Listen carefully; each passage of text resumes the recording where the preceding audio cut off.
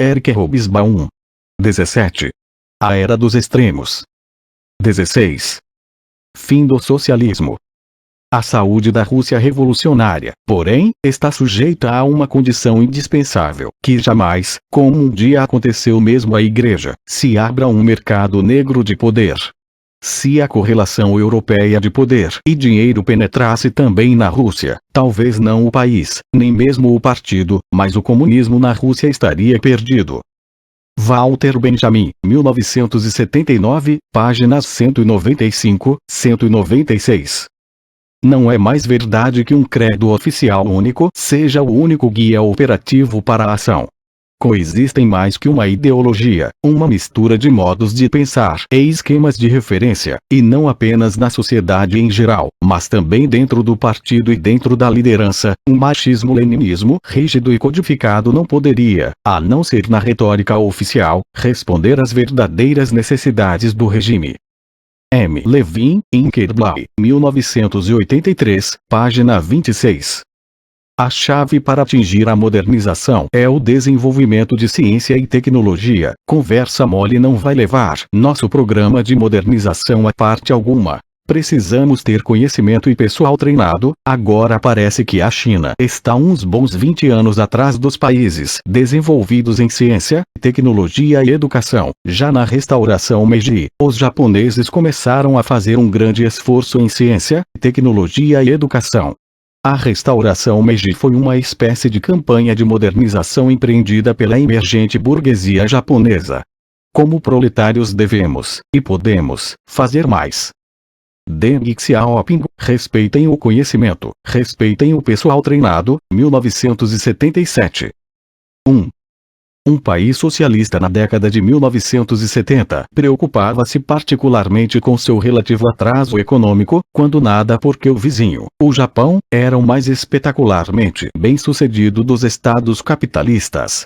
O comunismo chinês não pode ser encarado simplesmente como uma subvariedade do comunismo soviético, e menos ainda como parte do sistema de satélite soviético. Antes de mais nada, triunfou num país com uma população muito maior que a da União Soviética, ou, aliás, de qualquer outro estado. Mesmo descontando-se as incertezas da demografia chinesa, alguma coisa em torno de 1 em cada 5 seres humanos era um chinês vivendo na China continental. Havia também uma substancial diáspora chinesa no leste e sudeste da Ásia. Além disso, a China era não só muito mais nacionalmente homogênea que a maioria dos outros países. Cerca de 94% da população era de chineses Han, mas formaram uma unidade política única, embora intermitentemente perturbada, provavelmente por um período de no mínimo 2000 anos. Mais objetivamente ainda, durante a maior parte desses 2 milênios o Império Chinês, e presumivelmente a maioria de seus habitantes que tinham opinião sobre essas questões, havia considerado a China o centro e modelo da civilização mundial.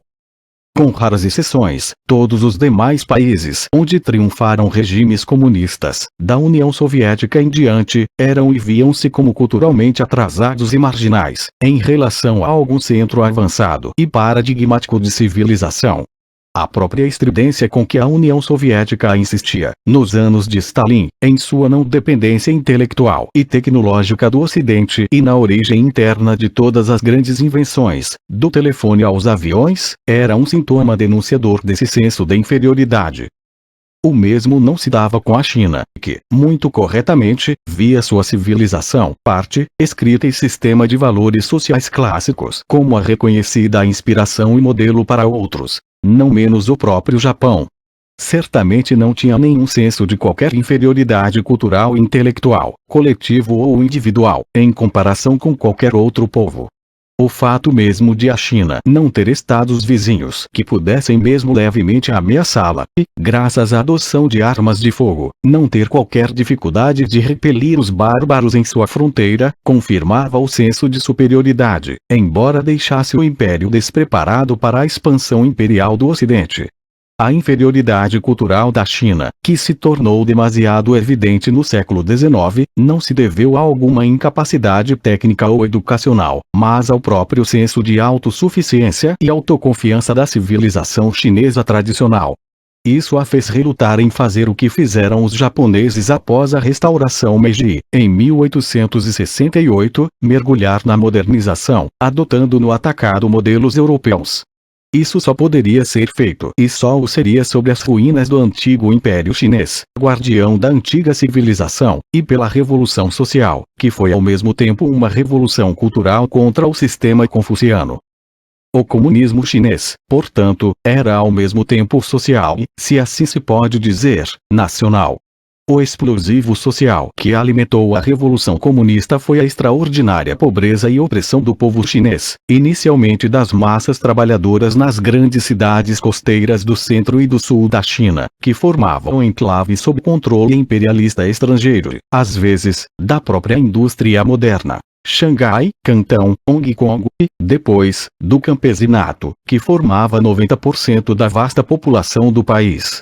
Sua condição era muito pior até mesmo que a da população urbana chinesa, cujo consumo, per capita, era qualquer coisa tipo 2,5 vezes maior. A simples pobreza da China já é difícil de imaginar para leitores ocidentais. Assim, na época da tomada comunista, dados de 1952, o chinês médio vivia essencialmente com meio quilo de arroz ou grãos por dia, e consumia pouco menos de 0,08 kg de chá por ano. Adquiria um novo par de calçados a cada 5 anos, mais ou menos. China Statistics, 1989, tabelas 3, 1, 15, 2 e 15, 5. O elemento nacional no comunismo chinês operava tanto através dos intelectuais de origem nas classes alta e média, que proporcionaram a maior parte da liderança de todos os movimentos políticos chineses do século XX, quanto através do sentimento, sem dúvida generalizado entre as massas chinesas, de que os bárbaros estrangeiros não representavam nada de bom nem para os indivíduos chineses com quem tinham negócios, nem para a China como um todo. Como a China fora atacada, derrotada, dividida e explorada por todo Estado estrangeiro ao alcance desde meados do século XX, essa suposição não era implausível. Movimentos anti-imperialistas de massa com uma ideologia tradicional já eram conhecidos antes do fim do Império Chinês, por exemplo a chamada Rebelião dos Boxers, de 1900. Pouca dúvida de que a resistência à conquista japonesa da China foi o que transformou os comunistas chineses de uma derrotada força de agitadores sociais, o que eram em meados da década de 1930, nos líderes e representantes de todo o povo chinês. O fato de que também exigiam a libertação social dos pobres chineses fazia seu apelo de libertação e regeneração nacionais soar mais convincente para as massas, sobretudo rurais. Nisso, os comunistas tinham uma vantagem sobre seus rivais, o mais velho partido do Kuomintang, que tentara reconstruir uma república chinesa única, poderosa, a partir dos fragmentos dispersos do Império Chinês, comandado por líderes militarizados locais, após sua queda, em 1911. Os objetivos a curto prazo dos dois partidos não pareciam incompatíveis. A base política dos dois se achava nas cidades mais avançadas do sul da China, onde a república estabelecera sua capital, e sua liderança consistia em grande parte no mesmo tipo de elite educada, descontando-se uma certa tendência para comerciantes em um, e para camponeses e operários em outro.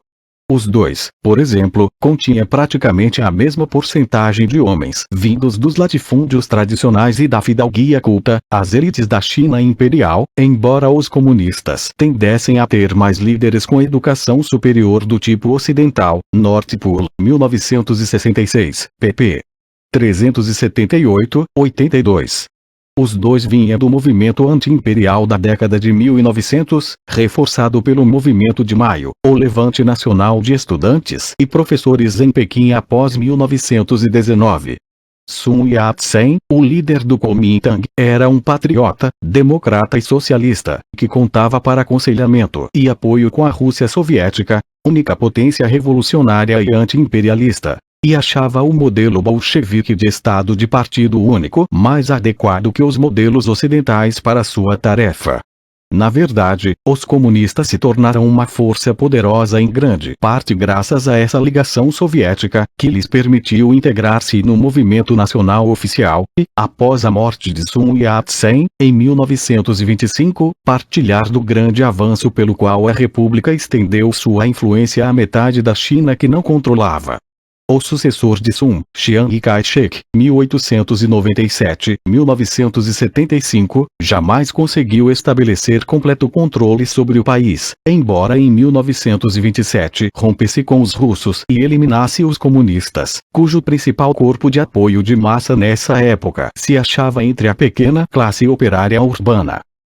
Os comunistas, obrigados a voltar sua atenção principal para o campo, travaram então uma guerra de guerrilha contra o Kuomintang, graças, não menos, às suas próprias divisões e confusões e à distância de Moscou das realidades chinesas, em geral com pouco sucesso.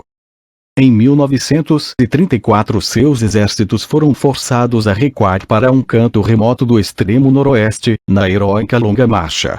Esses fatos fizeram de Mao Tse-tung, que há muito defendia a estratégia rural, o indisputado líder do Partido Comunista em seu exílio em Henan, mas não ofereceram nenhuma perspectiva imediata de progresso comunista.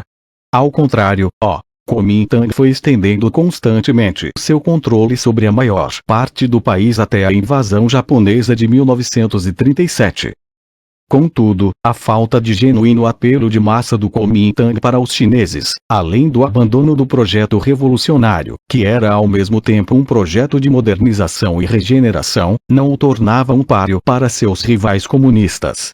Chiang Kai-shek jamais se tomou um Ataturk, outro chefe de uma revolução modernizante, anti-imperialista e nacional que se viu fazendo amizade com a jovem República Soviética, usando os comunistas locais para seus próprios fins e dando-lhes as costas, embora de modo menos estridente que Chiang. Como Ataturk, ele tinha o exército, mas não era um exército com lealdade nacional, isso para não falar no moral revolucionário dos exércitos comunistas, e sim uma força recrutada entre homens para os quais, em momentos de problemas e colapso social, um uniforme e uma arma são a melhor maneira de ir levando, e tendo como oficiais homens que sabiam, como o próprio Mao Tse-tung, que nessas horas o poder surgia do cano de uma arma, e também o lucro e a riqueza. Chiang Kai-shek tinha bastante apoio da classe média urbana, e talvez mais ainda de ricos chineses do além-mar. Mas 90% dos chineses, e quase todo o território do país, estavam fora das cidades. Estas eram controladas, se eram, por notáveis locais e homens de força, desde os chefes locais com seus homens armados até famílias fidalgas e relíquias da estrutura de poder imperial, com os quais Chiang Kai-shek chegou a um acordo. Quando os japoneses partiram para conquistar a China a sério, os exércitos do Kuomintang não puderam impedi-los de quase imediatamente tomar as cidades costeiras, onde estava a sua verdadeira força. No resto da China, eles se tornaram o que sempre tinham sido potencialmente, mais um regime corrupto de chefes e senhores locais, resistindo ineficazmente aos japoneses, quando resistiam. Enquanto isso, os comunistas mobilizavam efetivamente a resistência de massa aos japoneses nas áreas ocupadas. Quando tomaram a China, em 1949, tendo varrido quase com desprezo as forças do Kuomintang numa breve guerra civil, os comunistas eram para todos, com exceção dos restos de poder do Kuomintang e fuga, o governo legítimo da China, verdadeiros sucessores das dinastias imperiais após um interregno de 40 anos. E foram um tanto mais aceitos como tais porque, com sua experiência de partido marxista-leninista, puderam forjar uma organização disciplinada nacional capaz de levar a política do governo do centro até as mais remotas aldeias do gigantesco país, como devia fazer, na mente da maioria dos chineses, um império de verdade. Organização mais que doutrina, foi a principal contribuição do bolchevismo de Lenin para mudar o mundo. Contudo, claro, os comunistas eram mais que o império revivido, embora sem dúvida se beneficiassem das enormes continuidades da história chinesa, que estabelecia tanto o modo como o chinês comum esperava relacionar-se com qualquer governo que desfrutasse um mandato do céu quanto o modo como os que administravam a China esperaram pensar sobre suas tarefas.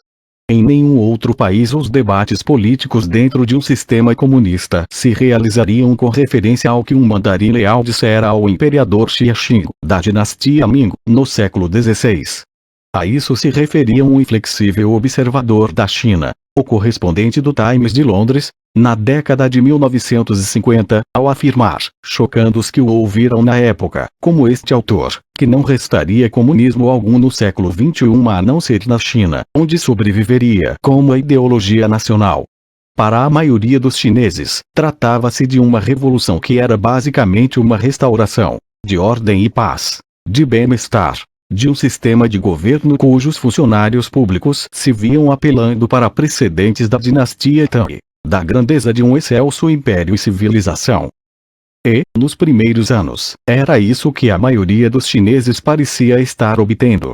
Os camponeses elevaram sua produção de grãos em mais de 70% entre 1949 e 1956. China Statistics, 1989, p. 165, supostamente porque ainda não se interferia muito com eles, e embora a intervenção da China na Guerra da Coreia de 1952 criasse um sério pânico, a capacidade do exército chinês de primeiro derrotar e depois manter a distância aos poderosos estados Unidos dificilmente deixaria de impressionar.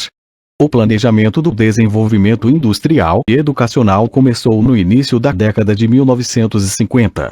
Contudo, muito em breve a nova República Popular, sob o agora incontestado e incontestável Mao, começou a entrar em 2 décadas de catástrofes em grande parte arbitrárias provocadas pelo grande timoneiro. A partir de 1956, as relações em rápida deterioração com a União Soviética, que terminaram no clamoroso racha entre as duas potências comunistas em 1960, levaram à retirada da importante ajuda material e de outras, vindas de Moscou.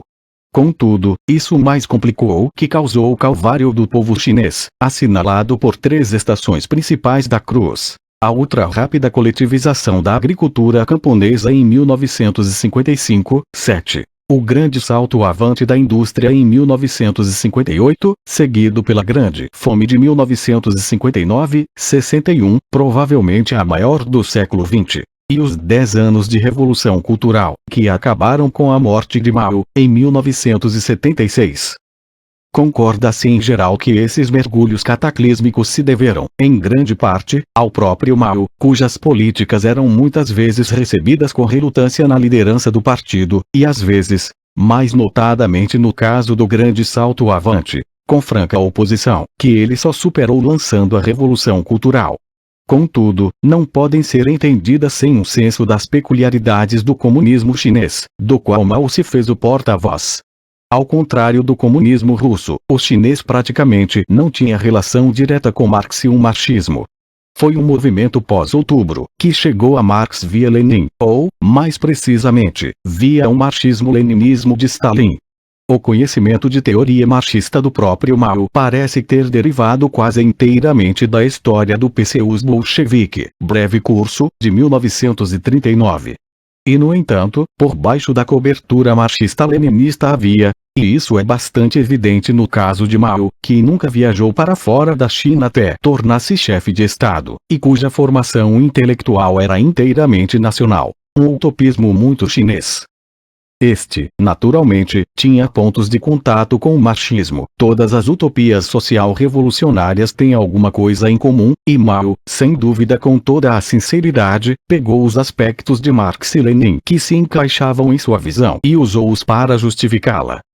Contudo, essa visão de sociedade ideal unida por um consenso total, e na qual, já se disse, a total abnegação do indivíduo e a total imersão na coletividade, são, bens últimos, uma espécie de misticismo coletivista, é o oposto do marxismo clássico, que, pelo menos em teoria e como objetivo último, previa a completa liberação e a autorrealização do indivíduo. Schwartz, 1966. A ênfase característica no poder de transformação espiritual para se conseguir isso, remodelando o homem, embora recorra à crença de Lenin e depois de Stalin, na consciência e no voluntarismo, foi muito além dela.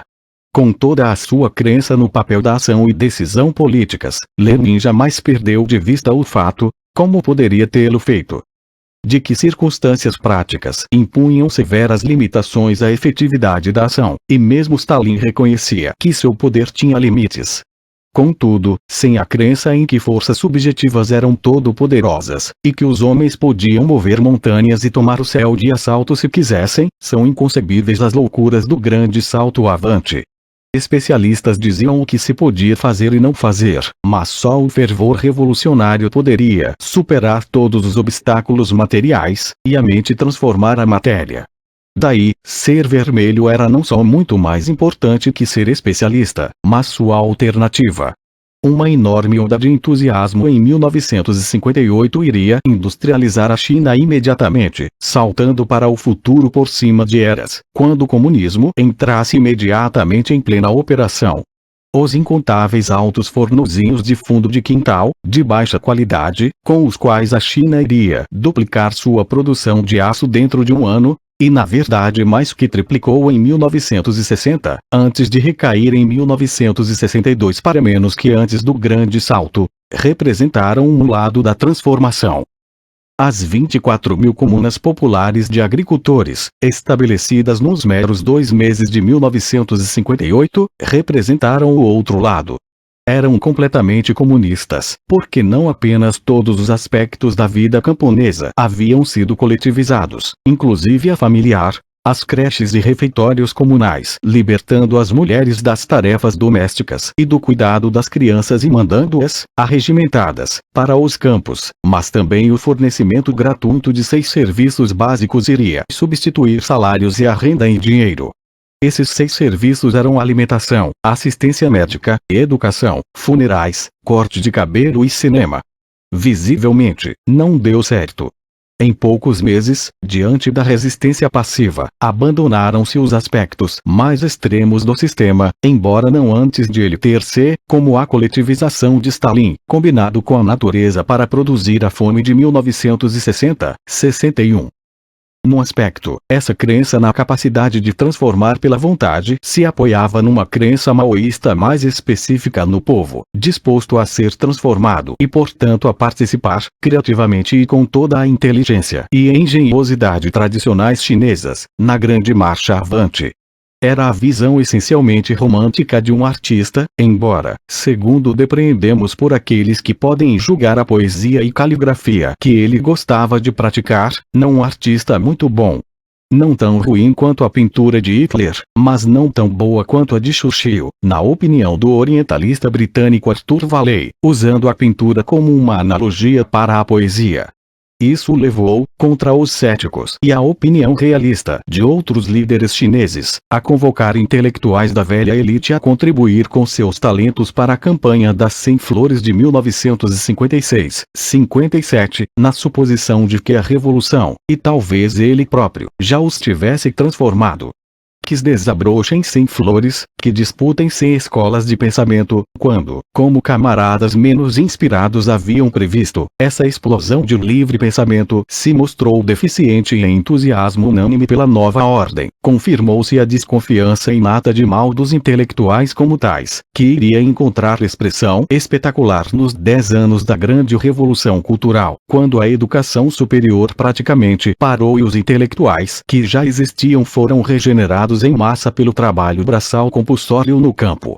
Apesar disso, a crença de Mao nos camponeses, exortados a resolver todos os problemas de produção durante o grande salto, segundo o princípio de que todas as escolas, isto é, de experiência local, disputem, permaneceu inalterada. Depois, e esse era mais um aspecto do pensamento de Mao que encontrava apoio no que ele lia na dialética marxista. Ele estava fundamentalmente convencido da importância da luta, do conflito e da alta tensão como algo não apenas essencial à vida, mas que também impedia a recaída da antiga sociedade chinesa em insistir na permanência e harmonia imutáveis, o que fora sua fraqueza. A revolução e o próprio comunismo só poderiam ser salvos de degenerar em estagnação por uma luta constantemente renovada. A revolução não podia acabar nunca. A peculiaridade da política maoísta era ser ao mesmo tempo uma forma extrema de ocidentalização e uma reversão parcial aos padrões tradicionais, sobre os quais, na verdade, se apoiava em grande parte, pois o velho Império Chinês se caracterizava, pelo menos nos períodos em que o poder do imperador era forte e assegurado, e portanto legítimo, pela autocracia do governante e a aquiescência e obediência dos súditos. 1966, p. 241. O simples fato de que 84% das famílias camponesas chinesas se deixaram tranquilamente ser coletivizadas no único ano, 1956, ao que parece sem nenhuma das consequências da coletivização soviética, já fala por si. A industrialização, no modelo soviético voltado para a indústria pesada, era a prioridade incondicional. Os absurdos mortais do Grande Salto se deveram basicamente à convicção, que o regime chinês partilhava com o soviético, de que a agricultura devia ao mesmo tempo alimentar a industrialização e manter-se sem o desvio de recursos de investimento industrial para ela.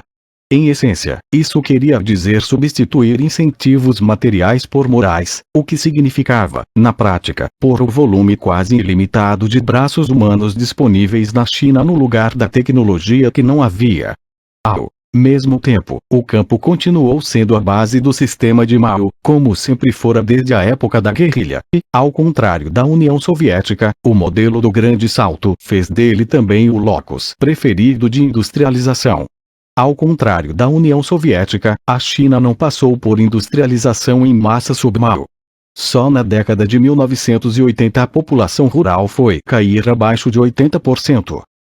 Por mais que nos possamos chocar com o registro dos 20 anos maoístas, o registro que combina desumanidade e obscurantismo em massa com os absurdos surrealistas das afirmações feitas em nome dos pensamentos do divino líder, não devemos esquecer que, pelos padrões do terceiro mundo, assolado pela pobreza, o povo chinês ia indo bem. No fim do período de Mao, o consumo médio de alimento chinês, em calorias, estava pouco acima da média de todos os países, acima do de 14 países nas Américas, 38 na África e mais ou menos metade dos asiáticos, bem acima do sul e sudeste da Ásia, com exceção da Malásia e Singapura. Taylor e Jodice, 1983, tabela 4. A expectativa de vida média no nascimento subiu de 35 anos em 1949 para 68 em 1982, sobretudo devido à impressionante, exceto nos anos da fome, contínua queda da mortalidade. Liu, 1986, pp. 323, 4. Como a população chinesa, mesmo descontando-se a grande fome, aumentou de cerca de 540 milhões para cerca de 950 milhões entre 1949 e a morte de Mao, é evidente que a economia conseguiu alimentá-los, um pouco acima do nível de começos da década de 50, e melhorou ligeiramente seu nível de roupas. China Statistics, 1989, tabela T15, 1. A educação, mesmo no nível elementar, sofreu tanto com a fome, que reduziu a frequência em 25 milhões, quanto com a revolução cultural, que a reduziu em 15 milhões. Apesar disso, não há como negar que no ano da morte de Mao 6 vezes mais crianças iam à escola primária do que quando ele chegou ao poder. Isto é, uma taxa de matrícula de 96%, comparada com menos de 50% mesmo em 1952.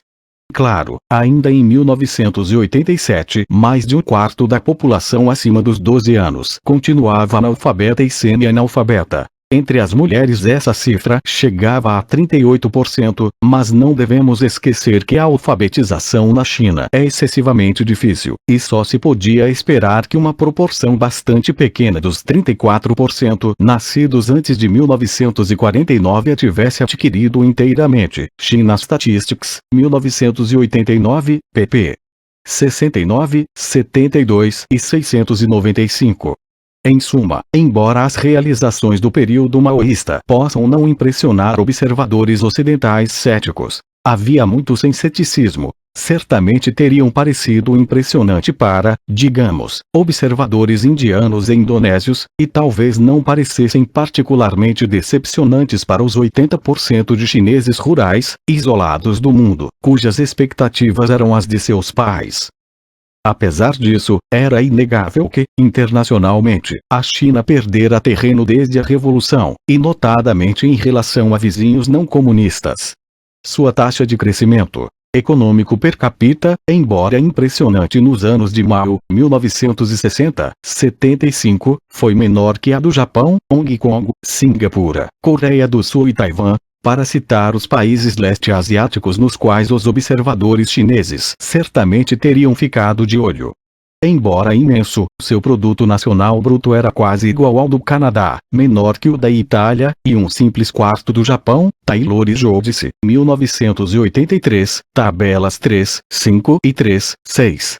O desastroso curso em zigue-zague seguido pelo grande timoneiro desde meados da década de 1950 só continuara porque Mao, em 1965, com apoio militar, lançou um movimento anárquico, inicialmente estudantil, de jovens guardas vermelhos contra a liderança do partido que o pusera discretamente de lado, e contra os intelectuais de todo tipo. Foi a grande revolução cultural que devastou a China por algum tempo, até que Mao chamou o exército para restaurar a ordem, e de qualquer modo se viu obrigado a restaurar algum tipo de controle do partido. Como ele se achava visivelmente nas últimas, e o maoísmo sem ele teria pouco apoio de fato, não sobreviveu à sua morte, em 1976, e à quase imediata prisão dos ultramaoístas do Bando dos Quatro, encabeçados pela viúva do líder, Jiang Qing. O novo curso, sob o pragmático Deng Xiaoping, começou imediatamente. 2. O novo curso de Deng na China foi o mais franco reconhecimento público de que eram necessárias mudanças dramáticas na estrutura do socialismo realmente existente, mas à medida que a década de 1970 passava para a de 1980, foi ficando cada vez mais claro que havia alguma coisa de seriamente errado em todos os sistemas socialistas que assim se consideravam. A diminuição no ritmo da economia soviética era palpável. A taxa de crescimento de quase tudo que nela contava, e podia ser contado, caiu constantemente de um período de 5 anos para outro após 1970. Produto interno bruto, produção industrial, produção agrícola, investimento de capital, produtividade de trabalho, renda real per capita. Se não estava de fato em regressão, a economia avançava no passo de um boi cada vez mais cansado. Além disso, muito longe de se tornar o gigante do comércio mundial, a União Soviética parecia estar regredindo internacionalmente. Em 1960, suas grandes exportações eram maquinaria, equipamentos, meios de transporte e metais ou artigos de metal, mas em 1985 dependia basicamente para suas exportações, 53%, de energia, isto é, petróleo e gás. Por outro lado, quase 60% de suas importações consistiam em máquinas, metais etc. e artigos de consumo industriais, SSSR, 1987, pp. 15, 7, 32, 3. Tornara-se algo assim como uma colônia produtora de energia para economias industriais mais avançadas, na prática, em grande parte, para seus próprios satélites ocidentais, notadamente a Tchecoslováquia e a República Democrática Alemã, cujas indústrias podiam contar com um mercado ilimitado e não exigente da União Soviética, sem ter de mudar muita coisa para corrigir suas próprias deficiências. Na verdade, na década de 1970 era claro que não só o crescimento econômico estava ficando para trás, mas mesmo os indicadores sociais básicos, como o da mortalidade, estavam deixando de melhorar. Isso minou a confiança no socialismo talvez mais que qualquer outra coisa, pois sua capacidade de melhorar a vida da gente comum através de maior justiça social não dependia basicamente de sua capacidade de gerar maior riqueza. O fato de a expectativa de vida na União Soviética, Polônia e Hungria permanecer quase imutada durante os últimos 20 anos antes do colapso do comunismo, na verdade, de vez em quando chegava a cair, era causa de séria preocupação, pois na maioria dos outros países ela continuava a subir, incluindo, deve-se dizer, Cuba e os países comunistas asiáticos sobre os quais dispomos de dados. Em 1969, austríacos, finlandeses e poloneses podiam esperar morrer na mesma média de idade, 70,1 anos, mas em 1989 os poloneses tinham uma expectativa de vida cerca de 4 anos mais curta que os austríacos e finlandeses. Isso pode ter tornado as pessoas mais saudáveis, como sugeriam os demógrafos, mas só porque nos países socialistas morriam pessoas que podiam ter sido mantidas vivas em países capitalistas. Riley, 1991. Os reformadores na União Soviética e em outras partes não deixavam de observar essas tendências com crescente ansiedade. World Bank Atlas, 1990, pp. 6, 9. E World Tables, 1991, Passim. Por essa época, outro sintoma de reconhecido declínio na União Soviética se reflete no surgimento do termo nomenclatura, que parece ter chegado ao Ocidente através de textos de dissidentes. Até então o corpo de oficiais dos cadres do partido, que constituía o sistema de comando dos estados leninistas, era encarado no exterior com respeito e relutante admiração, embora oposicionistas derrotados de dentro, como os trotskistas e, na Iugoslávia, Milovan Djilas, 1957, houvessem apontado seu potencial de degeneração burocrática e corrupção pessoal.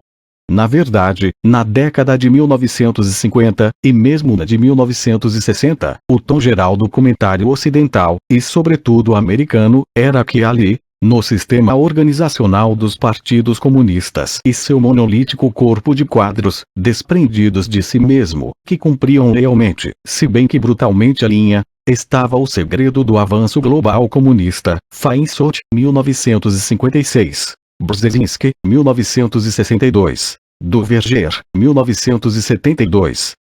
Por outro lado, o termo nomenclatura, praticamente desconhecido antes de 1980, a não ser como parte do jargão administrativo do PCUS, passou a sugerir precisamente a fraqueza da interesseira burocracia do partido da era Brezhnev, uma combinação de incompetência e corrupção. E, na verdade, tornou-se cada vez mais evidente que a própria União Soviética operava basicamente por um sistema de patronato, nepotismo e suborno. Com exceção da Hungria, as tentativas sérias de reformar as economias socialistas na Europa tinham sido, na verdade, abandonadas em desespero após a Primavera de Praga. No tocante às tentativas ocasionais de reverter as velhas economias de comando, na forma stalinista, como na Romênia de Ceausescu, ou na forma maoísta, que substituía a economia por voluntarismo e suposto zelo moral, como Fidel Castro, quanto menos se falasse delas, melhor. Os anos Brezhnev iriam ser chamados pelos reformadores de era da estagnação, essencialmente porque o regime parara de tentar fazer qualquer coisa séria em relação a uma economia em visível declínio. Comprar trigo no mercado mundial era mais fácil que tentar resolver a aparentemente crescente incapacidade da agricultura soviética de alimentar o povo da União Soviética. Lubrificar o enferrujado motor da economia com um sistema universal e onipresente de suborno e corrupção era mais fácil que limpá-lo e ressintonizá-lo, quanto mais substituí-lo. Quem sabia o que aconteceria a longo prazo? A curto, parecia mais importante manter os consumidores satisfeitos, ou, de qualquer forma, manter o descontentamento dentro de limites. Daí, provavelmente, na primeira metade da década de 1970, a maioria dos habitantes da União Soviética estar e sentir-se em melhores condições que em qualquer outra época na memória viva. O problema do socialismo realmente existente na Europa era que, ao contrário da União Soviética do entreguerras, praticamente fora da economia mundial e portanto imune à Grande Depressão, agora o socialismo estava cada vez mais envolvido nela, e portanto não imune aos choques da década de 1970. É uma ironia da história o fato de que as economias socialistas reais da Europa e da União Soviética, além de partes do Terceiro Mundo, se tenham tornado as verdadeiras vítimas da crise pós-era de ouro da economia capitalista global, enquanto as economias de mercado desenvolvidas, embora abaladas, conseguiam atravessar os anos difíceis sem grandes problemas, pelo menos até o início da década de 1990. Até então, algumas delas, na verdade, como a Alemanha e o Japão, mal tinham tropeçado em sua marcha à frente. O socialismo real, porém, agora enfrentava não apenas seus próprios problemas sistêmicos insolúveis, mas também os de uma economia mundial mutante e problemática, na qual se achava cada vez mais integrado. Isso pode ser ilustrado pelo ambíguo exemplo da crise internacional do petróleo, que transformou o mercado de energia mundial após 1973, ambíguo porque seus efeitos foram potencialmente negativos e positivos. Sob pressão do cartel de produtores de petróleo, a OPEP, o preço do produto, então baixo e, em termos reais, caindo desde a guerra, mais ou menos quadruplicou em 1973, e mais ou menos triplicou de novo no fim da década de 1970, após a Revolução Iraniana. Na verdade, a gama real de flutuações foi ainda mais sensacional. Em 1970 o petróleo era vendido a um preço médio de $2,53 o barril, mas em fins da década de 1980 o barril valia $41. A crise do petróleo teve duas consequências aparentemente felizes. Para os produtores de petróleo, dos quais a União Soviética por acaso era um dos mais importantes, transformou o líquido negro em ouro. Era como um bilhete premiado, garantido de loteria toda semana. Os milhões simplesmente rolavam para dentro sem esforço, adiando a necessidade de reforma econômica e, de quebra, possibilitando a União Soviética pagar suas importações rapidamente crescentes do Ocidente capitalista com a energia exportada. Entre 1970 e 1980, as exportações soviéticas para as economias de mercado desenvolvidas subiram de pouco menos de 19% das exportações totais para 32%, SSSR, 1987, p. 32. Sugeriu-se que foi essa bonança imprevista que tentou o regime de Brezhnev entrar numa política internacional mais ativa de competição com os Estados Unidos em meados da década de 1970, enquanto a agitação revolucionária mais uma vez varria o terceiro mundo, ver capítulo 15, e em um curso suicida de tentar igualar a superioridade de armamentos americana, Maximenko, 1991. A outra consequência aparentemente feliz da crise do petróleo foi a inundação de dólares que agora esguichavam dos multibilionários estados da OPEP, muitas vezes com populações minúsculas, e que eram distribuídos pelo sistema bancário internacional sob a forma de empréstimos a quem quisesse. Poucos países em desenvolvimento resistiram à tentação de aceitar os milhões assim carreados para seus bolsos, e que iriam provocar a crise da dívida mundial de inícios da década de 1980. Para os países socialistas que sucumbiram a ela, notadamente Polônia e Hungria, os empréstimos pareceram uma forma providencial de ao mesmo tempo pagar o investimento da aceleração do crescimento e elevar o padrão de vida de seus povos.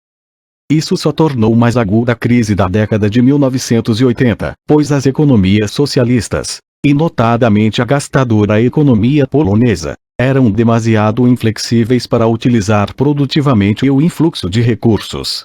O simples fato de que o consumo de petróleo na Europa Ocidental, 1973-85, caiu 40% em resposta à alta dos preços, mas na União Soviética e Europa Oriental apenas pouco mais de 20% no mesmo período, fala por si. Collor, 1990, p. 39.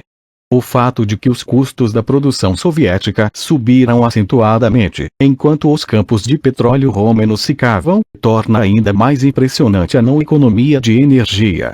Em princípios da década de 1980, a Europa Oriental se achava numa aguda crise de energia. Isso por sua vez produziu escassez de alimentos e bens manufaturados, a não ser onde, como na Hungria, o país mergulhou ainda mais maciçamente em dívidas, acelerando a inflação e baixando os salários reais. Essa foi a situação em que o socialismo realmente existente na Europa entrou no que revelou ser sua década final.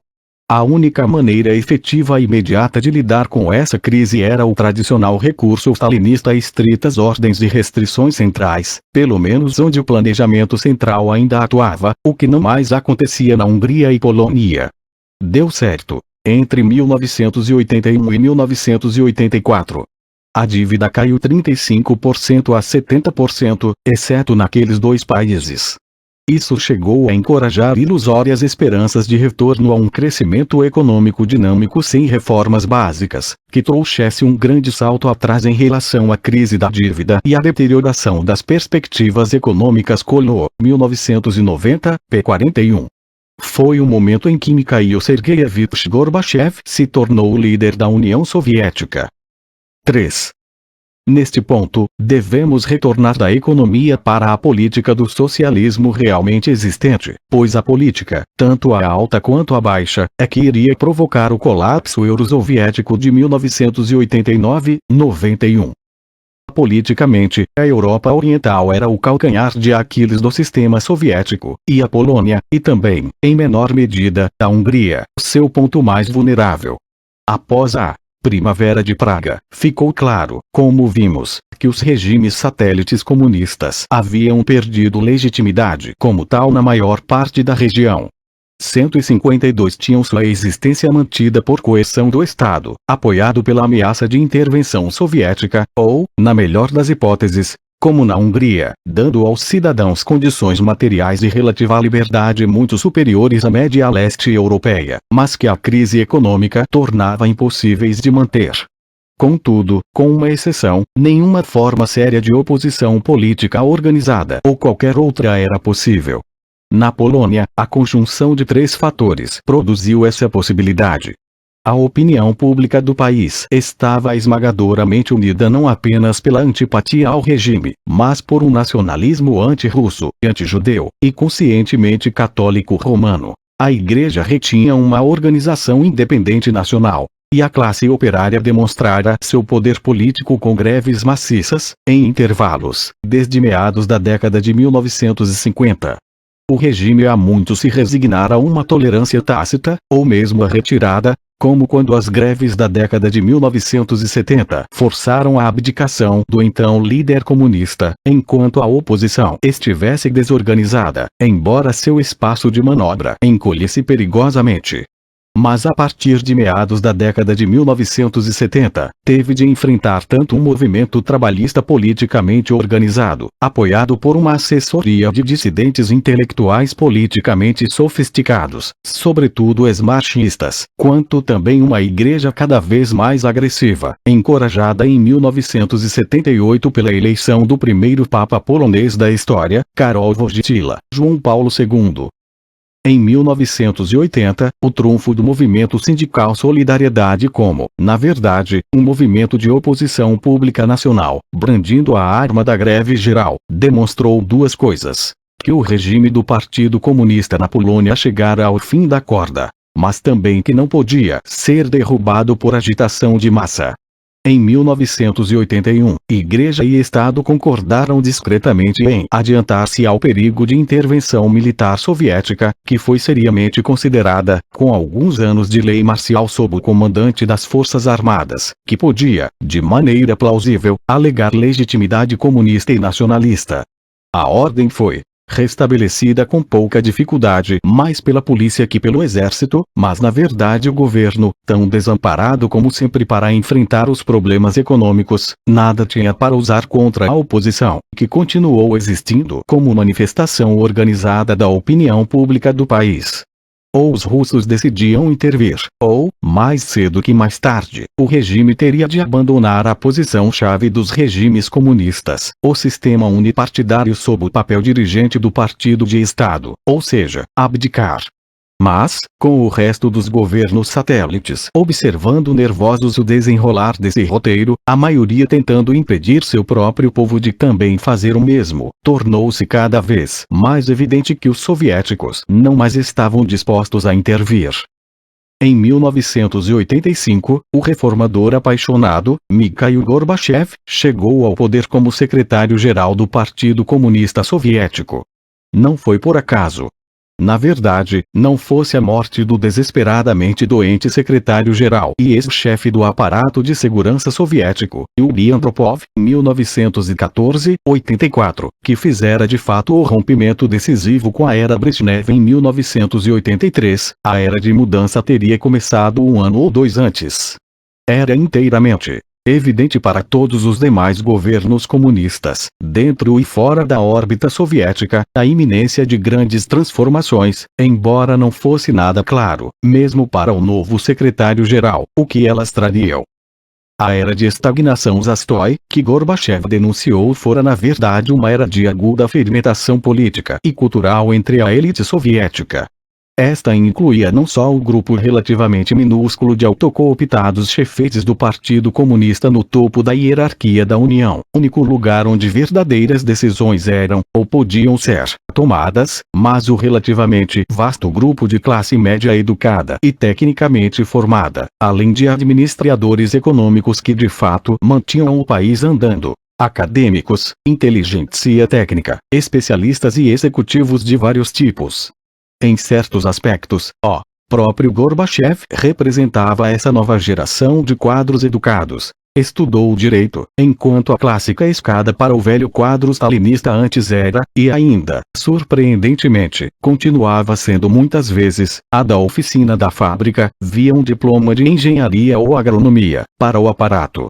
A profundidade dessa fermentação não se mede pelo tamanho do grupo de fato de dissidentes públicos que agora aparecia. Umas poucas centenas, no máximo.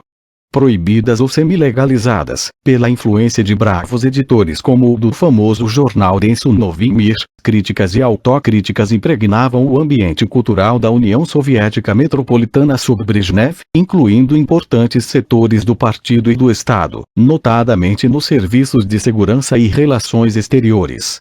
Dificilmente se pode explicar de outro modo a enorme e súbita resposta ao apelo de Gorbachev por glasnost, abertura ou transparência. Contudo, a resposta das camadas política e intelectual não deve ser tomada como uma resposta do grosso dos povos soviéticos. Para estes, ao contrário dos povos da maioria dos estados comunistas europeus, o regime soviético era legítimo e inteiramente aceito, quando nada porque não conheciam e não podiam conhecer nenhum outro, a não ser sob ocupação alemã em 1941-44, dificilmente atraente. Todo húngaro acima dos 60 anos em 1990 tinha alguma lembrança adolescente ou adulta da era pré-comunista, mas nenhum habitante da União Soviética original abaixo dos 88 poderia ter tido tal experiência de primeira mão.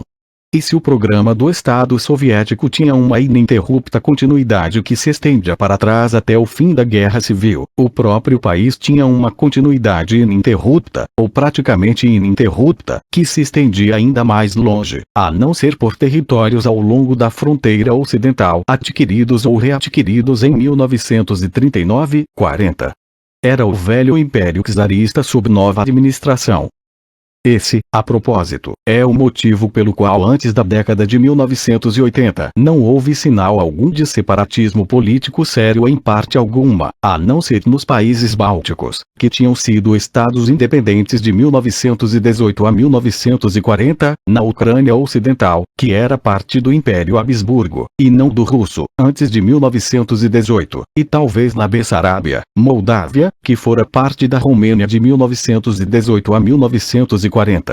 Mesmo nos estados bálticos havia um pouco mais de dissidência declarada que na Rússia, Lieven, 1993.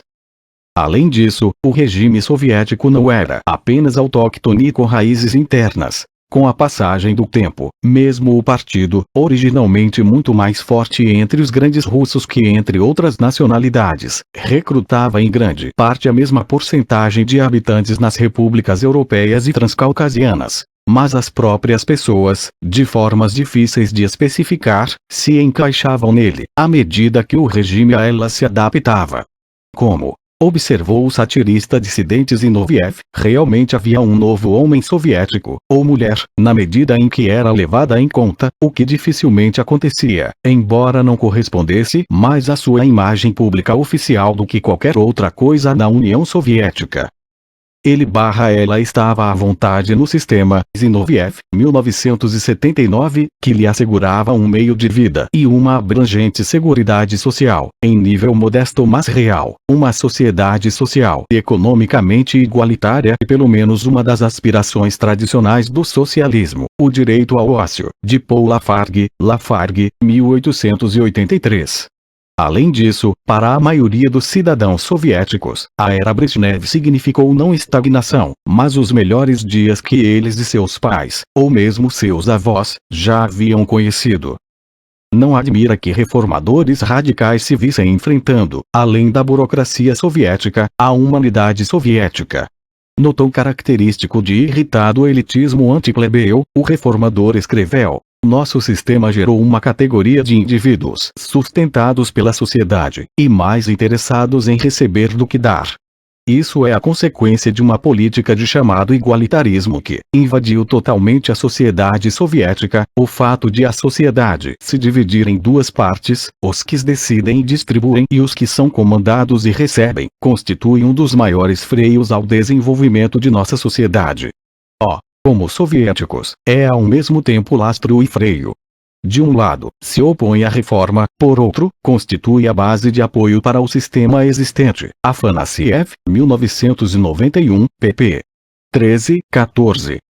Social e politicamente, a maior parte da União Soviética era uma sociedade estável, sem dúvida, em parte graças à ignorância em relação a outros países mantida pela autoridade e a censura, mas de modo algum só por esse motivo. Será por acaso que não houve um equivalente da rebelião estudantil de 1968 na União Soviética, Polônia, Tchecoslováquia e Hungria? Que mesmo sob Gorbachev, o movimento de reforma não mobilizou os jovens em nenhuma medida importante, exceto alguns grupos nacionalistas ocidentais. Que tenha sido, como se dizia, uma rebelião dos de 30 e 40 anos, ou seja, da geração nascida após o fim da guerra mas antes do confortável torpor dos anos Brezhnev? De onde quer que tenha vindo a pressão pela mudança na União Soviética, das bases não foi. Na verdade veio, como tinha de vir, do topo. Ainda não está claro de que maneira, exatamente, o reformista comunista obviamente apaixonado e sincero veio a ser sucessor de Stalin à frente do PC soviético em 15 de março de 1985, e continuará pouco claro até que a história soviética das últimas décadas se torne tema mais da história do que de acusação e autoexculpação. De qualquer modo, o que conta não são os que entram e saem na política do Kremlin, mas as duas condições que permitiram a alguém como Gorbachev chegar ao poder. Primeiro, a crescente e cada vez mais escancarada corrupção da liderança do Partido Comunista na era Brezhnev não podia deixar de indignar o setor do partido que ainda acreditava em sua ideologia, mesmo do modo mais oblíquo. E um partido comunista, por mais degenerado que estivesse, já não seria possível sem alguns líderes socialistas, tanto quanto uma igreja católica sem alguns bispos e cardeais cristãos, pois ambos se baseiam em genuínos sistemas de crença. Segundo, as camadas educadas e tecnicamente competentes que mantinham de fato a economia soviética funcionando tinham aguda consciência de que sem uma mudança drástica, na verdade fundamental, ela iria inevitavelmente afundar mais cedo ou mais tarde, não apenas por causa da inata ineficiência e inflexibilidade do sistema, mas porque a fraqueza era agravada pelas demandas de status de superpotência militar, que não podia ser sustentado em uma economia em declínio. A tensão militar sobre a economia na verdade aumentara perigosamente desde 1980, quando, pela primeira vez em muitos anos, as forças armadas soviéticas se viram diretamente envolvidas numa guerra. Enviaram uma força para o Afeganistão para estabelecer algum tipo de estabilidade naquele país, que desde 1978 era governado por um partido democrático popular comunista dividido em facções conflitantes, ambas antagonizadas por latifundiários locais, o clero muçulmano e outros crentes no status quo, devido a atividades ateias como reforma agrária e direitos para as mulheres. O país estivera discretamente na esfera soviética desde o início da década de 1950, sem elevar notadamente a pressão sanguínea ocidental. Contudo, os Estados Unidos preferiram ou escolheram ver a jogada soviética como uma grande ofensiva militar dirigida contra o mundo livre. Portanto, via Paquistão, despejou dinheiro e armamentos avançados sem limites nas mãos de guerreiros fundamentalistas muçulmanos das montanhas. Como era de esperar, o governo afegão, com maciço apoio soviético, teve pouca dificuldade para manter as grandes cidades do país, mas o custo para a União Soviética foi desordenadamente alto. O Afeganistão se tornou, como algumas pessoas em Washington sem dúvida pretendiam que se tornasse, o Vietnã da União Soviética.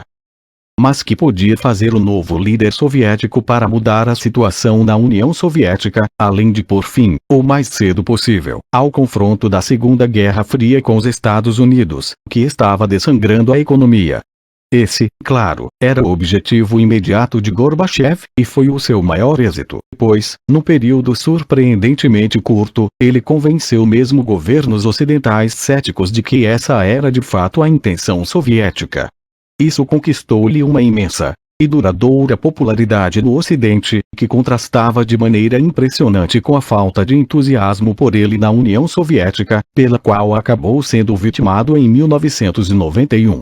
Se algum homem, sozinho pôs fim a uns 40 anos de Guerra Fria global, foi ele. Os objetivos dos reformadores econômicos comunistas desde a década de 1950 eram tornar as economias de comando centralmente planejadas mais racionais e flexíveis, com a introdução do sistema de preços de mercado e cálculos de lucro e perda nas empresas. Os reformadores húngaros haviam se adiantado um pouco nessa direção e, não fosse a ocupação soviética de 1968, os reformadores tchecos teriam ido ainda mais longe. Ambos esperavam, com isso, também que fosse mais fácil liberalizar e democratizar o sistema político. Essa foi também a posição de Gorbachev, que ele naturalmente via como uma maneira de restaurar e restabelecer um socialismo melhor do que o realmente existente.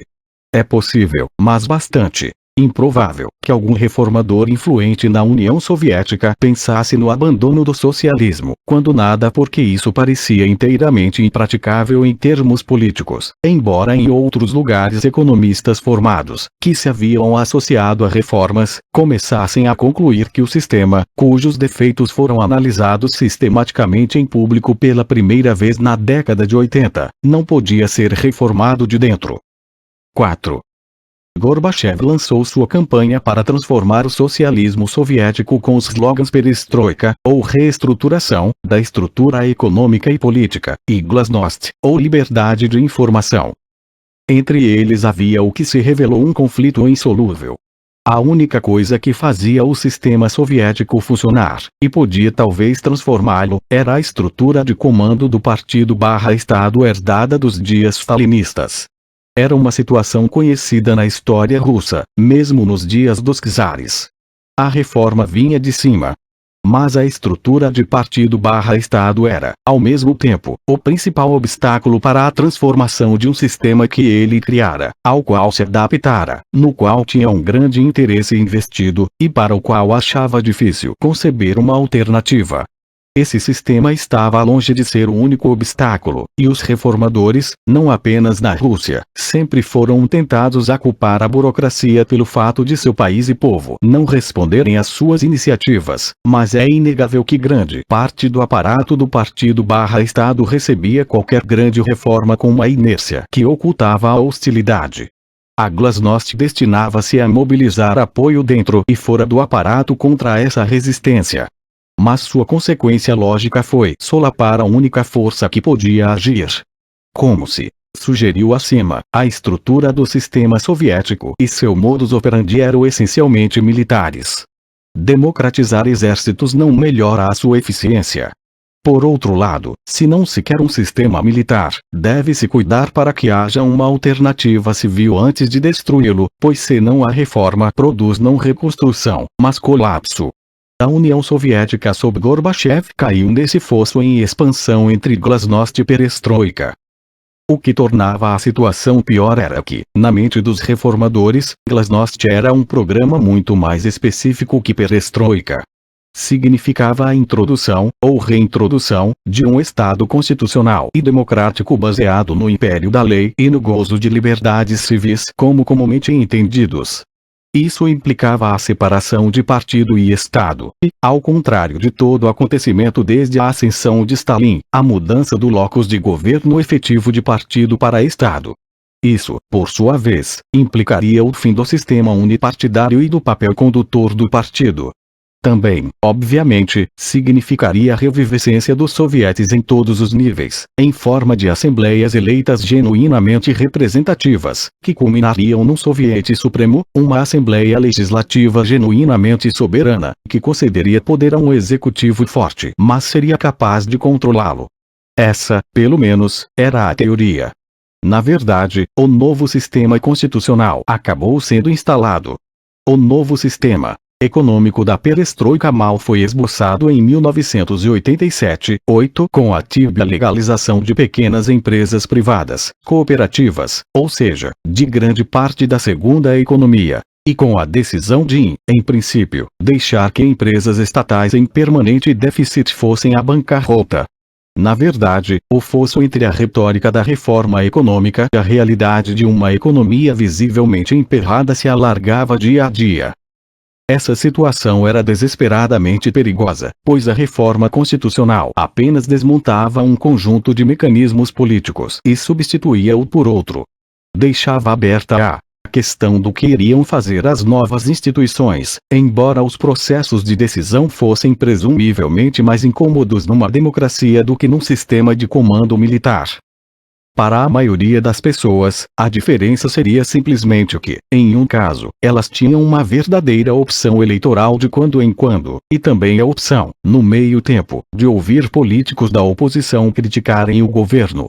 Por outro lado, o critério de perestroika era, e tinha de ser orientado não pelos princípios que dirigiam a economia, mas como de fato ela atuava todo dia, em formas que pudessem ser facilmente especificadas e medidas. Só podia ser julgada pelos resultados. Para a maioria dos cidadãos soviéticos, estes se mediam pelo que acontecia às suas rendas reais, ao esforço para ganhá-las, a quantidade e gama dos bens e serviços a seu alcance e a facilidade com que podiam adquiri-los. Mas embora fosse muito claro o que os reformadores econômicos combatiam e desejavam abolir, sua alternativa positiva, uma economia de mercado socialista, com empresas autônomas e economicamente viáveis, cooperativas públicas e privadas, macroeconomicamente orientadas pelo centro de tomada de decisões econômicas, pouco mais era que uma expressão. Significava simplesmente que os reformadores desejavam ter as vantagens do capitalismo sem perder as do socialismo. Ninguém tinha a menor ideia de como, na prática, a transição de uma economia de comando de Estado centralizada para um novo sistema seria feita e, igualmente importante, como funcionaria de fato no futuro previsível o que inevitavelmente iria continuar sendo uma economia dupla, estatal e não estatal.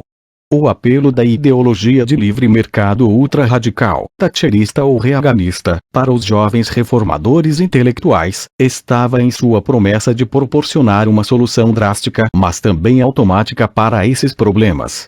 Como se poderia prever, não proporcionou. Provavelmente a coisa mais próxima de um modelo de transição para os reformadores de Gorbachev foi a vaga lembrança histórica da nova política econômica de 1921-28.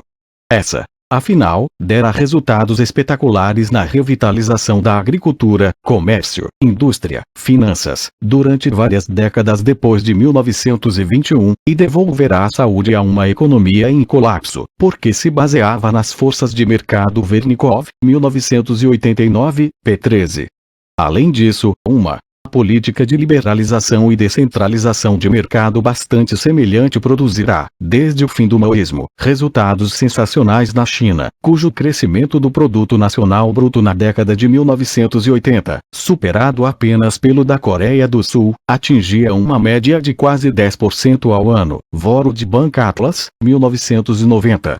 Contudo, não havia comparação entre a Rússia desesperadamente pobre, tecnologicamente atrasada e esmagadoramente rural da década de 1920 e a União Soviética altamente industrializada e urbanizada da de 1980, cujo mais avançado setor industrial, o complexo científico-industrial militar, incluindo o programa espacial, de qualquer modo dependia de um mercado que consistia em um único cliente.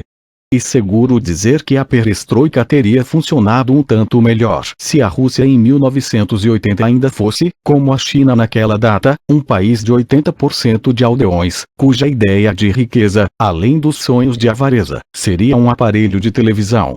Mesmo no início da década de 1970, cerca de 70% da população soviética via televisão durante uma média de 1 hora e meia por dia. Kedbly, 1983, pp. 141. Apesar disso, o contraste entre a perestroika soviética e a chinesa não é inteiramente explicado por tais descompasses de tempo, nem mesmo pelo fato óbvio de que os chineses tiveram o cuidado de manter intacto o seu sistema de comando central. O quanto se beneficiaram das tradições culturais do Extremo Oriente, que revelaram favorecer o crescimento independentemente de sistemas sociais, é algo que deve ser deixado para historiadores do século XXI investigarem. Teria sido possível supor seriamente, em 1985, que 6 anos depois a União Soviética e seu Partido Comunista teriam deixado de existir, e na verdade que todos os outros regimes comunistas na Europa teriam desaparecido. A julgar pela completa falta de preparo dos governos ocidentais para o súbito colapso de 1989-91, as previsões do iminente falecimento do inimigo ideológico do Ocidente não passavam de rebotalhos de retórica pública. O que levou a União Soviética com rapidez crescente para o precipício foi a combinação de glasnost, que equivalia à desintegração de autoridade, com uma perestroika que equivalia à destruição dos velhos mecanismos que faziam a economia mundial funcionar, sem oferecer qualquer alternativa, e consequentemente o colapso cada vez mais dramático do padrão de vida dos cidadãos. O país avançava para uma política eleitoral pluralista no momento mesmo em que desabou em anarquia econômica. Pela primeira vez desde o início do planejamento, a Rússia em 1989 não mais tinha um plano quinquenal. Gilel, 1992, PCN. Foi uma combinação explosiva, porque solapou as rasas fundações da unidade econômica e política da União Soviética. Pois a União Soviética evoluirá cada vez mais para uma descentralização estrutural, seus elementos mantidos juntos basicamente pelas instituições nacionais do partido, exército, forças de segurança e o plano central, e essa evolução aconteceu mais rapidamente que nunca nos longos anos Brezhnev. De facto, grande parte da União Soviética era um sistema de domínios feudais autônomos. Seus chefetes locais, os secretários do Partido das Repúblicas da União com seus comandantes territoriais subordinados, e os administradores das grandes e pequenas unidades de produção, que mantinham a economia em operação, eram unidos por pouco mais que a dependência do aparato central do partido em Moscou, que nomeava, transferia, depunha e cooptava, e pela necessidade de cumprir o plano elaborado em Moscou. Dentro desses limites bastante amplos, os chefetes territoriais tinham considerável independência. Na verdade, a economia não teria funcionado de modo algum sem o desenvolvimento, feito pelos que realmente tinham de dirigir instituições com funções reais, de uma rede de relações laterais independente do centro. Esse sistema de acordos, arranjos de permutas e trocas de favores com outros quadros em posições semelhantes era outra segunda economia dentro do todo nominalmente planejado. Pode-se acrescentar que, à medida que a União Soviética se tornava uma sociedade industrial e urbana mais complexa, os quadros encarregados de fato da produção, distribuição e cuidado geral dos cidadãos sentiam decrescente simpatia pelos ministérios e pelas figuras puramente partidárias que eram seus superiores, mas cujas funções concretas não mais eram claras além das de se arrumar seus ninhos, como muitos deles fizeram espetacularmente no período Brezhnev. A repulsa à cada vez mais monumental e generalizada corrupção da nomenclatura foi o combustível inicial para o processo de reforma, e Gorbachev teve apoio bastante sólido dos quadros econômicos à perestroika, sobretudo dos pertencentes ao complexo industrial militar, que queriam verdadeiramente melhorar a administração de uma economia estagnante, em termos científicos e técnicos, paralítica. Ninguém sabia melhor que eles como tudo ficara realmente ruim. Além disso, não precisavam do partido para prosseguir com suas atividades. Se a burocracia do partido desaparecesse, eles ainda estariam ali. Eram indispensáveis, ela não. Na verdade, eles ainda estavam lá depois do colapso da União Soviética, agora organizados como grupo de pressão na nova, 1990 União Científico-Industrial MPS, e seus sucessores. Após o fim do comunismo, tornaram-se os donos, potencialmente, legais das empresas que haviam comandado antes sem direitos legais de propriedade. Apesar disso, por mais corrupto, ineficiente e em grande parte parasita que tivesse sido o partido, este continuava sendo essencial numa economia baseada no comando. A alternativa para a autoridade do partido não era autoridade constitucional e democrática, mas, a curto prazo, autoridade nenhuma. Foi de fato o que aconteceu. Gorbachev, como seu sucessor, Yeltsin, mudou sua base de poder do partido para o Estado, e, como presidente constitucional, acumulava legalmente poderes para governar por decreto, em alguns casos poderes maiores em teoria do que qualquer líder soviético anterior desfrutara formalmente, mesmo Stalin, Gilel, 1992, p. 111. Ninguém deu a menor atenção a isso, fora das recém-estabelecidas Assembleias Democráticas, ou antes constitucionais e públicas, o Congresso do Povo e o Soviete Supremo, 1989. Ninguém governava, ou melhor, ninguém mais obedecia na União Soviética. Como um gigantesco navio-tanque avariado aproximando-se dos recifes, uma União Soviética sem leme vagava assim para a destruição. As linhas segundo as quais ia rachar-se já estavam traçadas. De um lado, o sistema de autonomia de poder territorial em grande parte corporificado na estrutura federal do Estado, de outros complexos econômicos autônomos. Como a teoria oficial sobre a qual a União Soviética se erguera era de autonomia territorial para os grupos nacionais, tanto para as 15 repúblicas da União quanto para as regiões e áreas autônomas dentro de cada uma delas, a fratura nacionalista estava potencialmente embutida no sistema, embora, com exceção dos 3 pequenos estados bálticos, o separatismo não fosse sequer pensado antes de 1988, quando se fundaram as primeiras frentes nacionalistas ou organizações de campanha em resposta à Glasnost, na Estônia, Letônia, Lituânia e Armênia. Contudo, nessa etapa, mesmo nos estados bálticos, elas eram dirigidas não tanto contra o centro quanto contra os partidos comunistas locais insuficientemente gorbachevistas, ou, como na Armênia, contra o vizinho Azerbaijão. O objetivo não era ainda a independência, embora o nacionalismo se radicalizasse rapidamente em 1989-90, sob o impacto do mergulho na política eleitoral e da luta entre reformadores radicais e a resistência organizada do velho establishment do partido nas novas assembleias, além dos atritos entre Gorbachev e sua ressentida vítima, rival e eventual sucessor, Boris Yeltsin.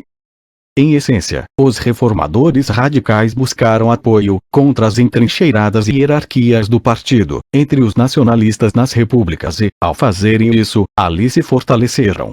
Na própria Rússia, o apelo aos interesses russos contra as repúblicas da periferia, subsidiadas pela Rússia e vistas como cada vez em melhor situação que ela própria, era uma arma poderosa na luta dos radicais para expulsar a burocracia do partido, entrincheirada no aparato central do Estado.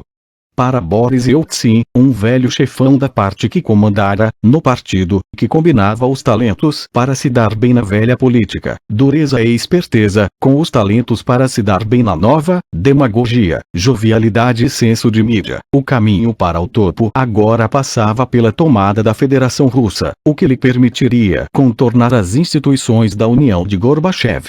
Até então, com efeito, a União e sua principal componente, a RSFSR, não eram claramente distintas.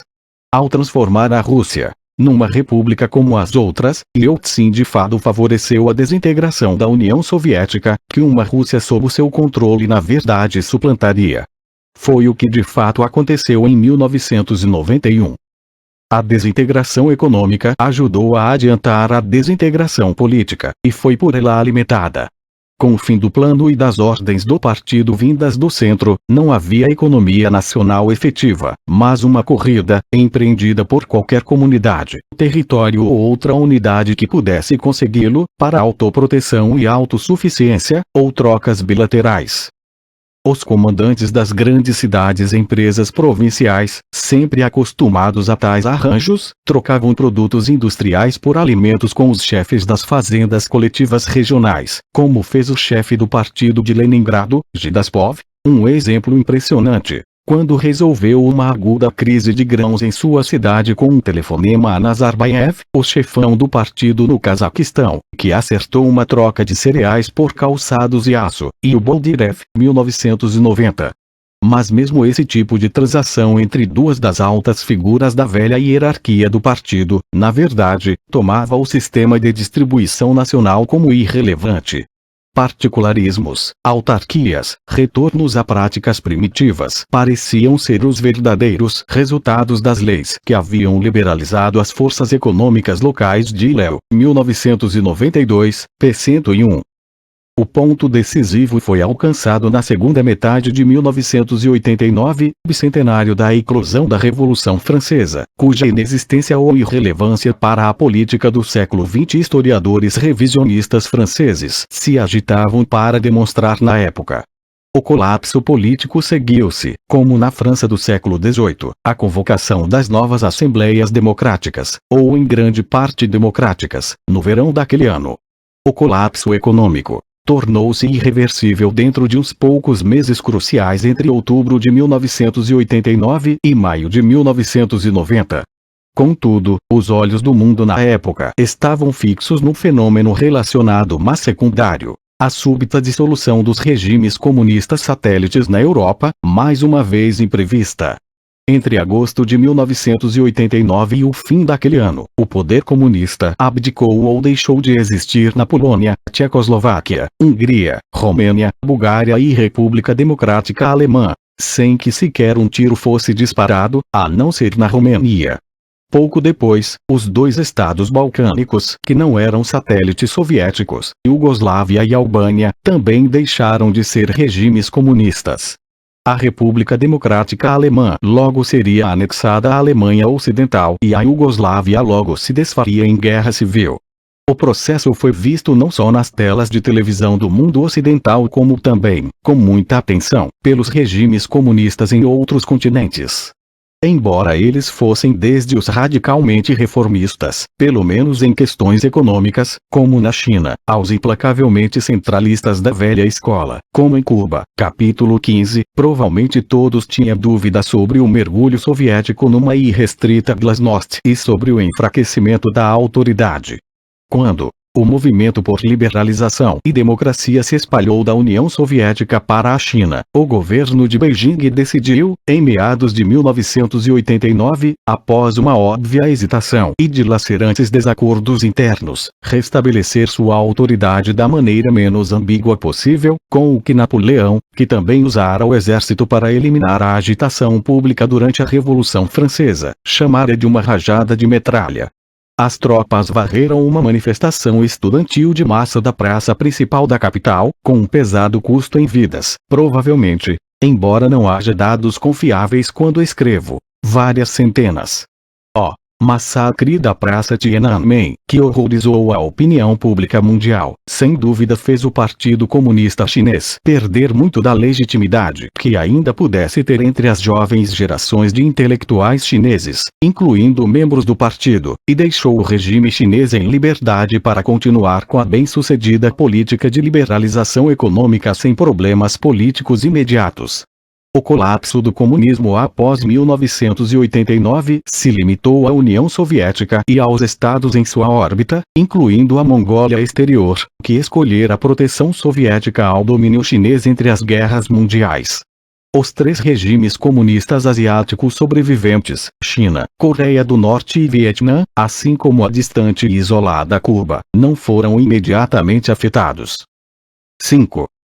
Parecia natural, sobretudo no ano do bicentenário de 1789, descrever as mudanças de 1989-90 como as revoluções do leste europeu, na medida em que os fatos que levam à completa derrubada de regimes são revolucionários. A palavra é apropriada, mas enganadora. Pois nenhum dos regimes da Europa Oriental foi derrubado.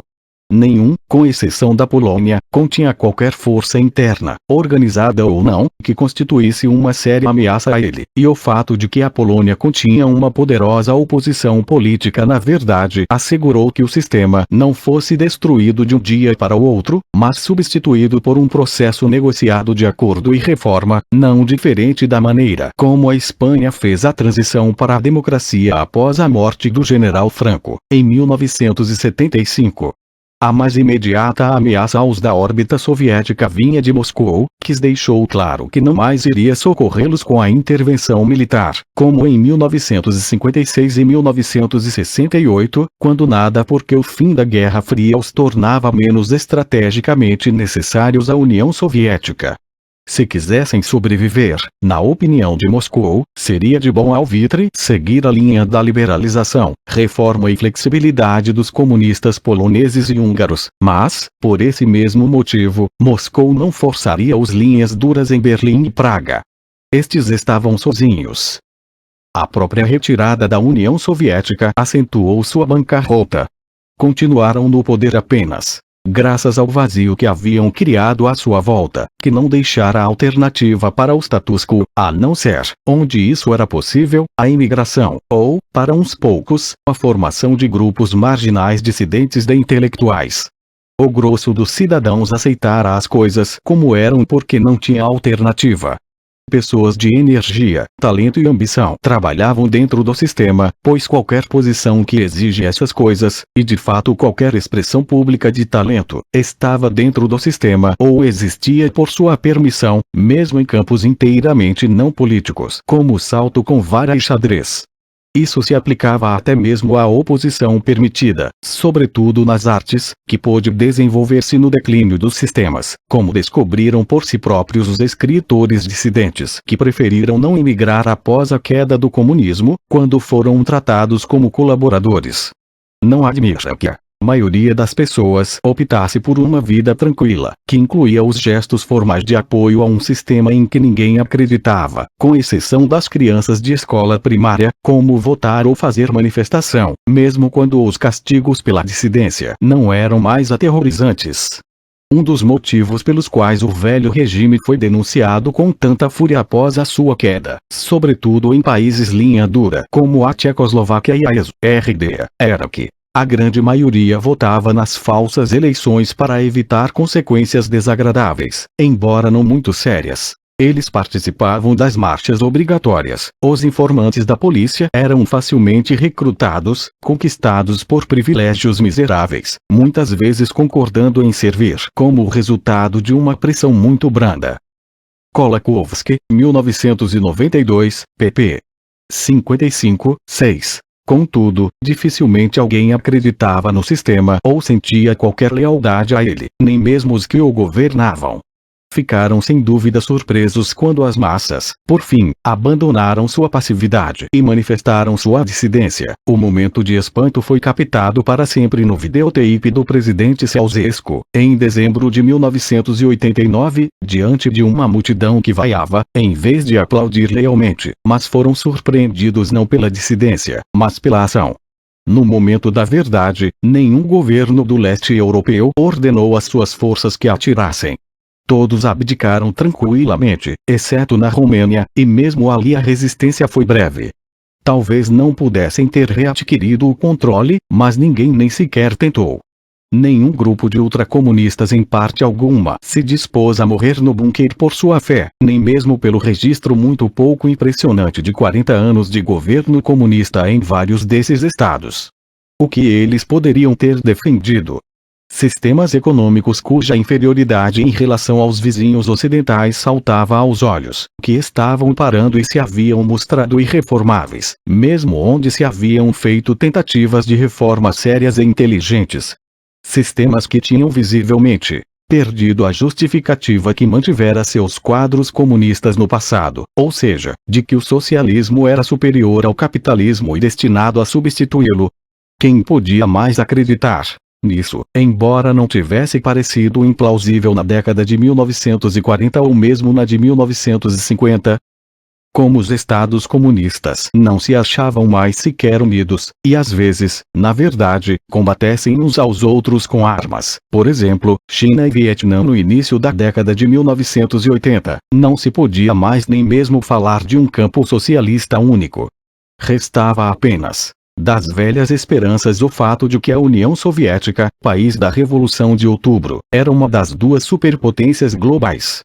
Com exceção talvez da China, todos os governos comunistas, e muitos partidos, estados e movimentos comunistas no Terceiro Mundo, sabiam muito bem o quanto deviam à existência desse contrapeso à predominância econômica e estratégica do outro lado. Mas a União Soviética, visivelmente, arriava um fardo político-militar que não mais aguentava, e mesmo estados comunistas que não eram em sentido algum dependentes de Moscou, Iugoslávia, Albânia, não podiam deixar de compreender que o seu desaparecimento iria enfraquecê-los. De qualquer modo, na Europa como na União Soviética, os comunistas, outrora sustentados pelas antigas convicções, eram agora uma geração do passado. Em 1989, poucos deles, com menos de 60 anos, podiam ter partilhado da experiência que ligava comunismo e patriotismo em vários países, ou seja, da Segunda Guerra Mundial e a resistência, e poucos abaixo dos 50 podiam sequer ter lembranças de primeira mão dessa época. O princípio que legitimizava estados era, para a maioria das pessoas, a retórica oficial ou o anedotário dos velhos cidadãos. Era provável que mesmo membros do partido, entre os não idosos, não fossem comunistas no sentido antigo, mas homens e mulheres, infelizmente, demasiado poucas mulheres, que faziam carreira em países que por acaso se achavam sob governo comunista. Quando os tempos mudassem, e se pudessem mudar, eles estavam dispostos a virar a casaca de uma hora para outra. Em suma, os que dirigiam os satélites soviéticos haviam perdido a fé em seus próprios sistemas, ou jamais a haviam tido. Enquanto os sistemas eram operacionais, eles o operavam. Quando ficou claro que a própria União Soviética estava cortando as amarras com eles, os reformadores, como na Polônia e Hungria, tentaram negociar uma transição pacífica. E os linhas duras, como na Tchecoslováquia e RDA, tentaram resistir até tornar-se evidente que os cidadãos não mais obedeciam, embora o exército e a polícia ainda o fizessem. Dois casos, eles se foram tranquilamente quando compreenderam que seu tempo se esgotara, vingando-se assim, inconscientemente, dos propagandistas do Ocidente que diziam que isso era precisamente o que regimes totalitários jamais poderiam fazer. Foram substituídos, brevemente, por homens e, mais uma vez, demasiado raramente, mulheres que haviam representado a dissidência e a oposição, e que tinham organizado, ou talvez melhor, convocado, com sucesso manifestações de massa que deram o sinal para a abdicação pacífica dos velhos regimes. Com exceção da Polônia, onde a igreja e os sindicatos formaram a coluna dorsal da oposição, consistiam em uns poucos e muitas vezes bastante corajosos intelectuais, um exército de opereta de líderes que se viam por um breve instante à testa de povos. Frequentemente eles eram, como nas revoluções de 1848 que vem à mente do historiador, acadêmicos ou pertencentes ao mundo das artes. Por um momento, filósofos, dissidentes, Hungria, ou historiadores medievais, Polônia, foram considerados como presidentes ou primeiros ministros, e um dramaturgo, Václav Havel, realmente se tornou presidente da Tchecoslováquia, cercado por um excêntrico corpo de assessores que ia desde um músico de rock americano, chegado a um escândalo, a um membro da alta aristocracia dos Habsburgos, o príncipe Schwarzenberg.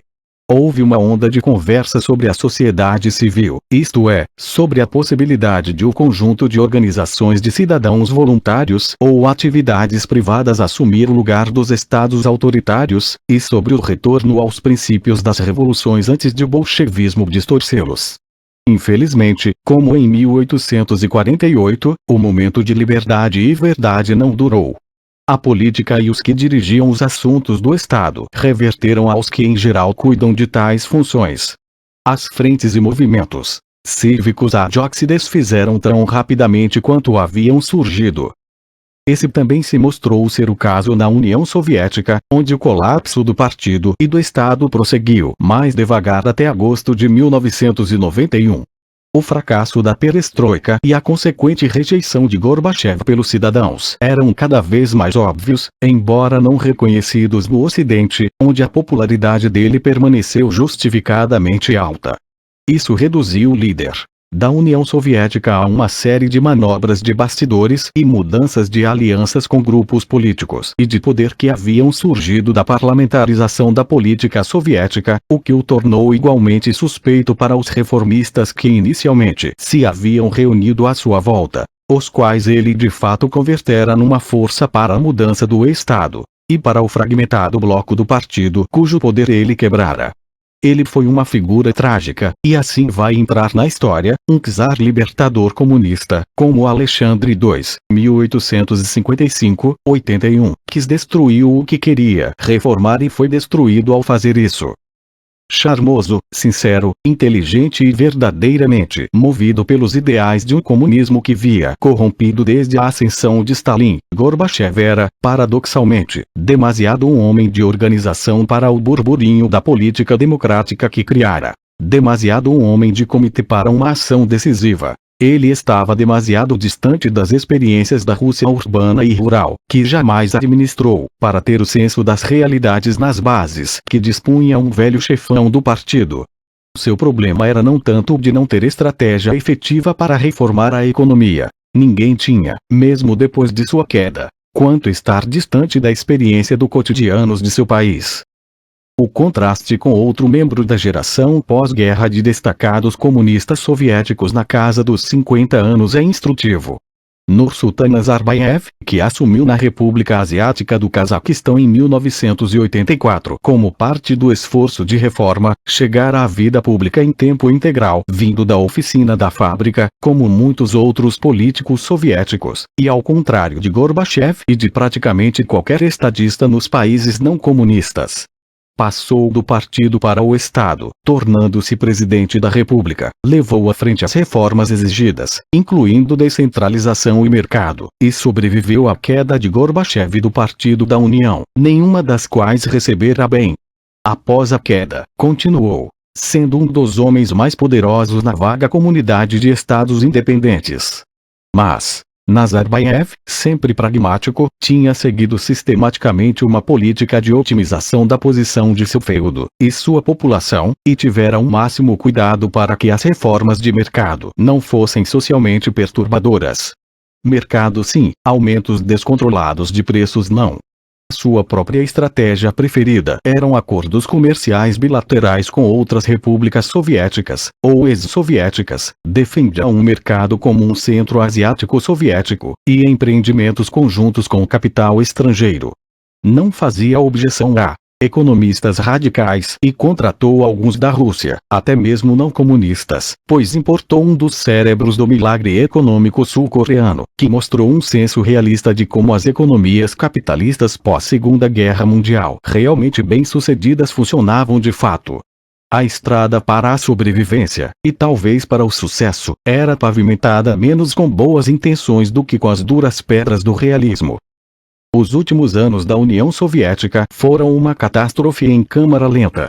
A queda dos satélites europeus em 1989 e a relutante aceitação por Moscou da reunificação alemã demonstraram o colapso da União Soviética como potência internacional, mas ainda como superpotência.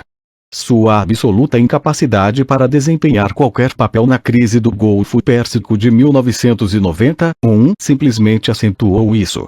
Em termos internacionais, a União Soviética era como um país abrangentemente derrotado, como após uma grande guerra, só que sem guerra.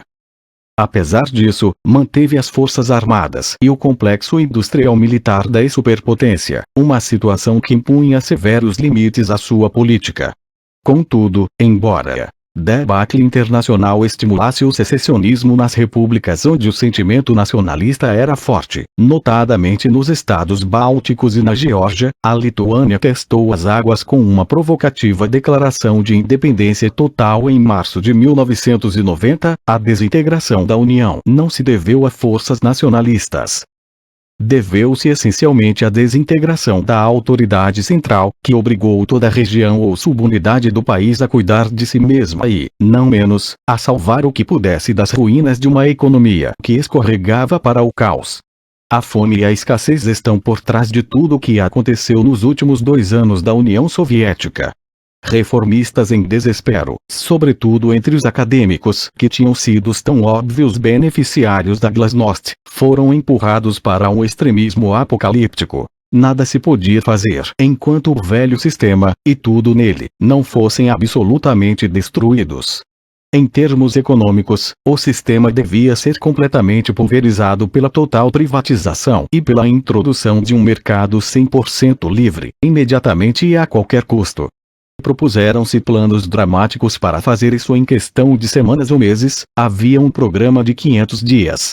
Essas políticas não se baseavam em algum conhecimento de livres mercados ou economias capitalistas, embora fossem vigorosamente recomendadas por economistas e especialistas financeiros americanos e britânicos visitantes, cujas opiniões, por sua vez, não se baseavam em algum conhecimento do que de fato se passava na economia soviética.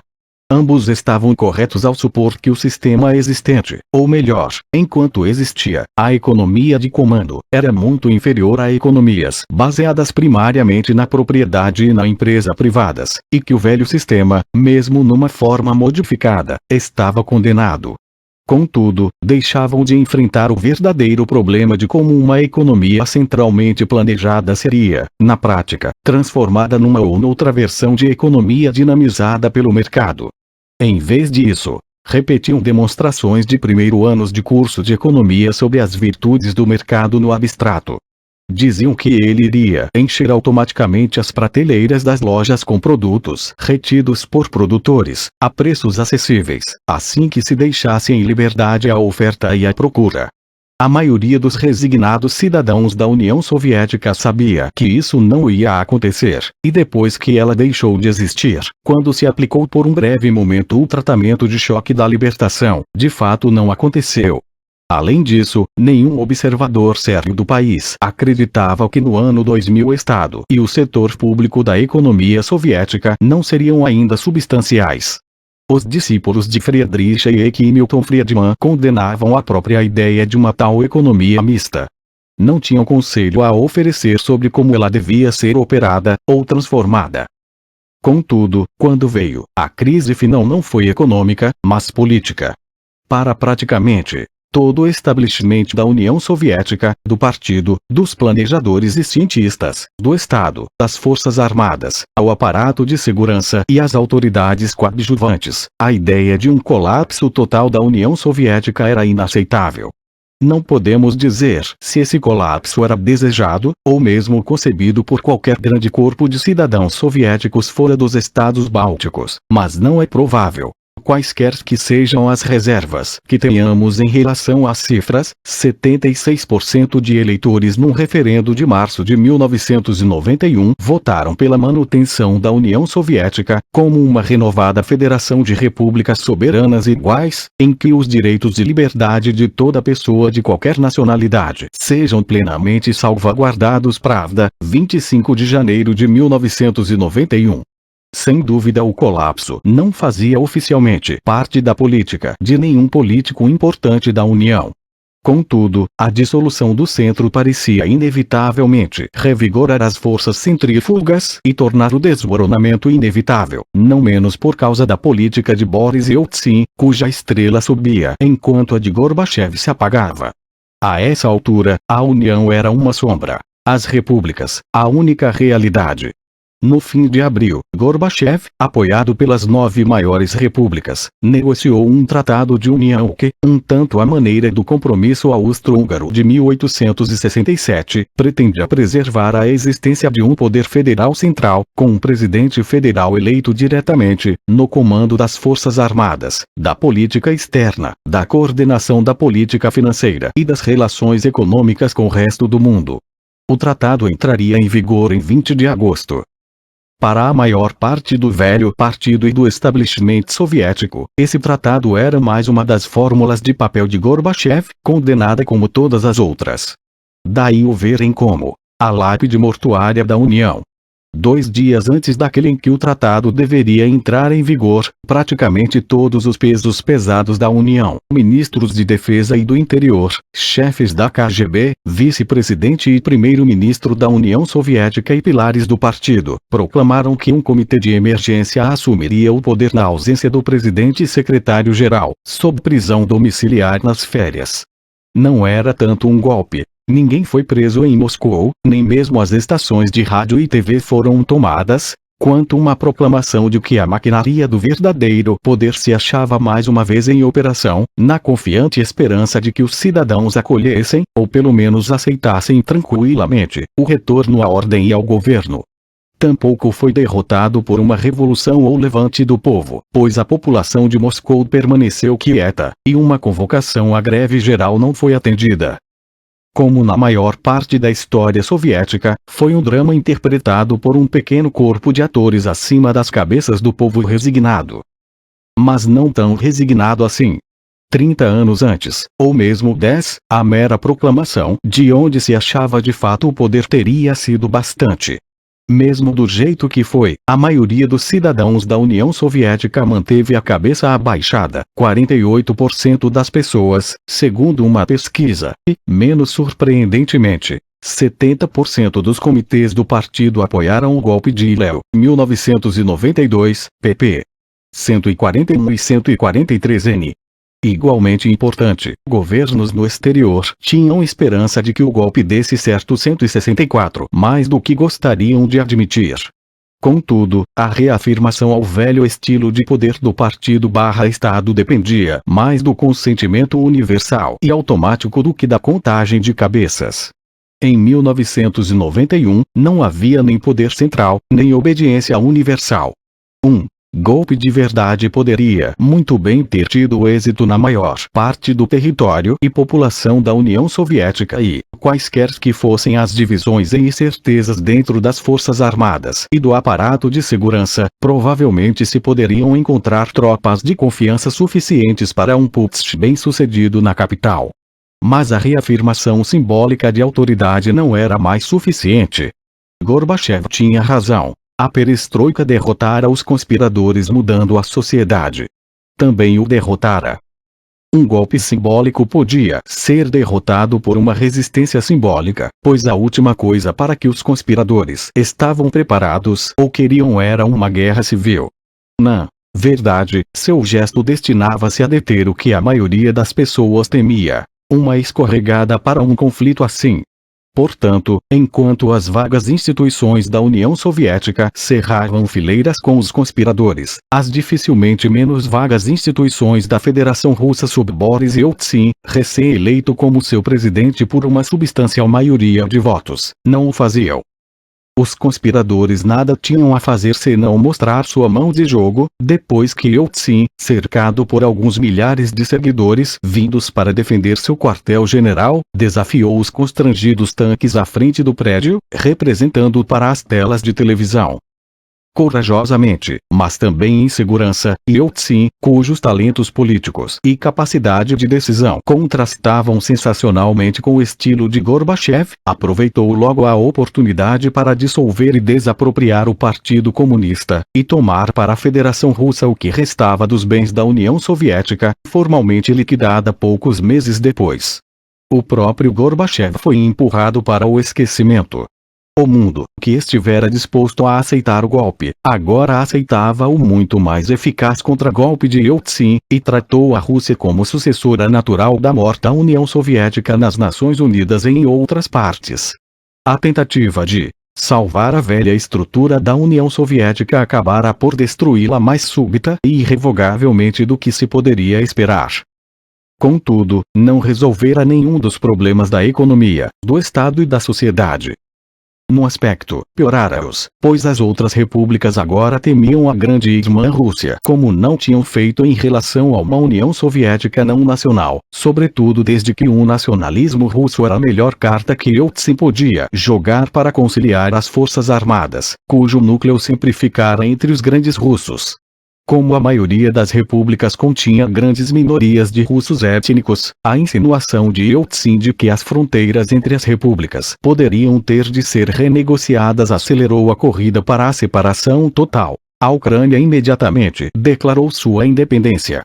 Pela primeira vez, populações acostumadas à imparcial opressão de todos, incluindo grandes russos, pela autoridade central, tinham motivos para temer a opressão de Moscou nos interesses de um país.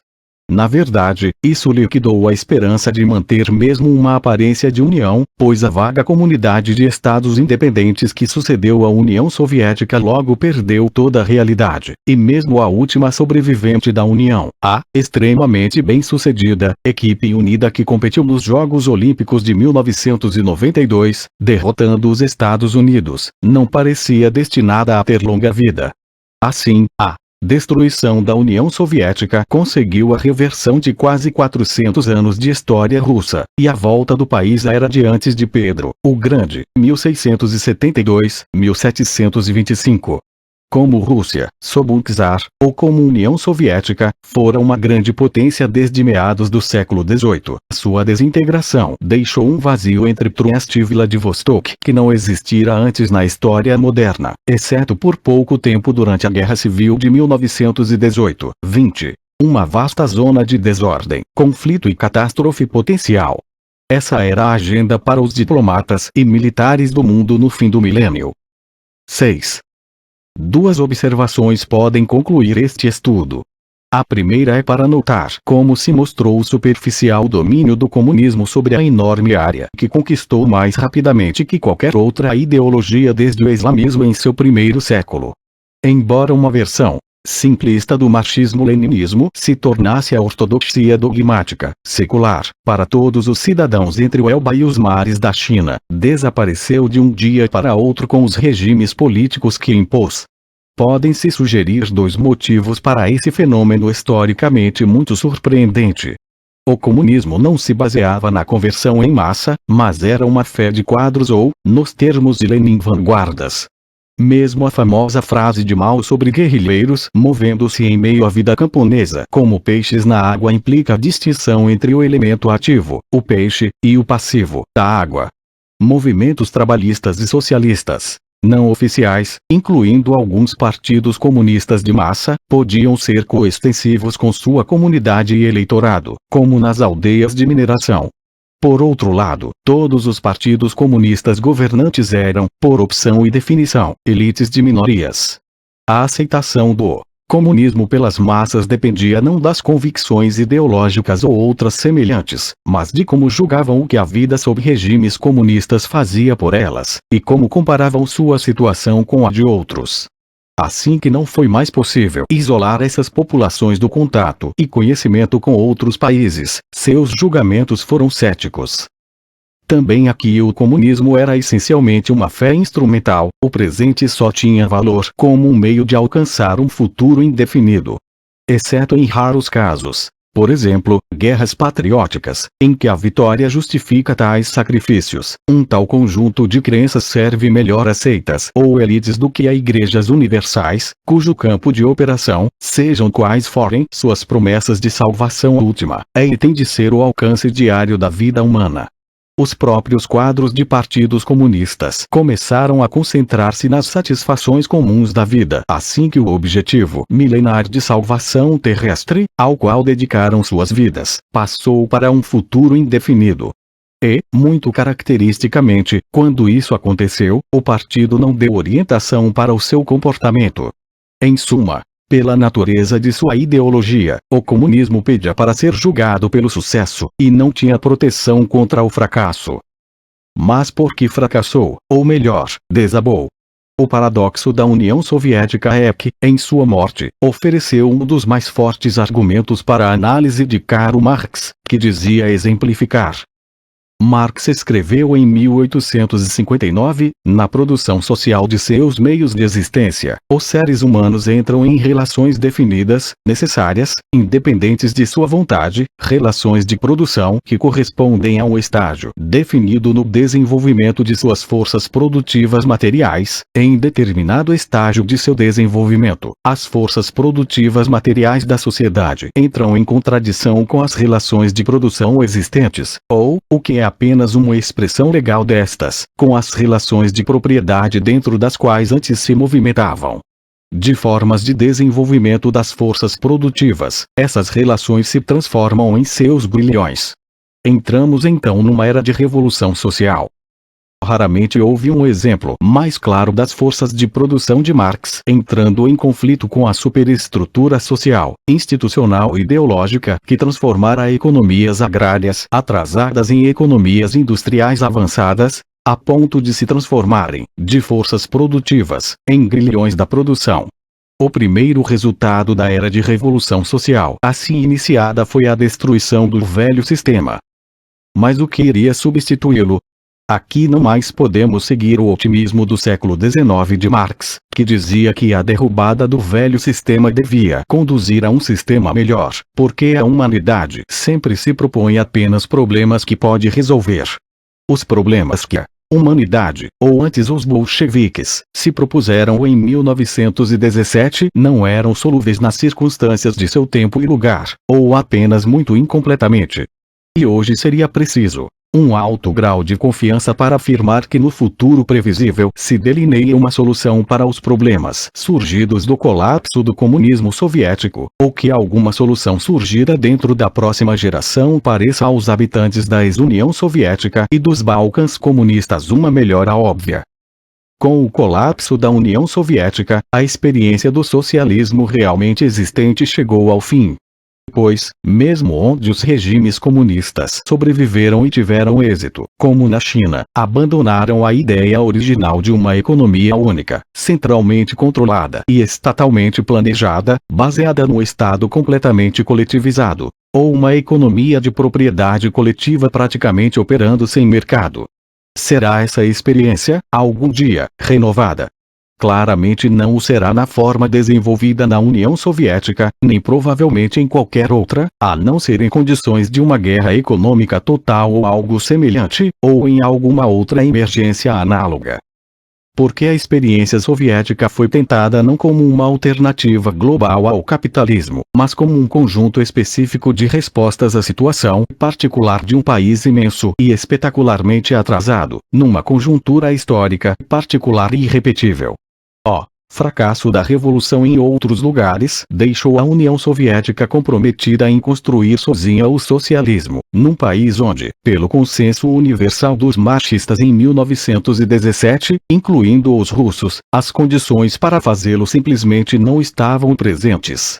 A tentativa de construir o socialismo produziu conquistas notáveis. Não menos a capacidade de derrotar a Alemanha na Segunda Guerra Mundial, mas a um custo humano enorme e inteiramente intolerável, e daquilo que acabou se revelando uma economia sem saída e um sistema político em favor do qual nada havia a dizer.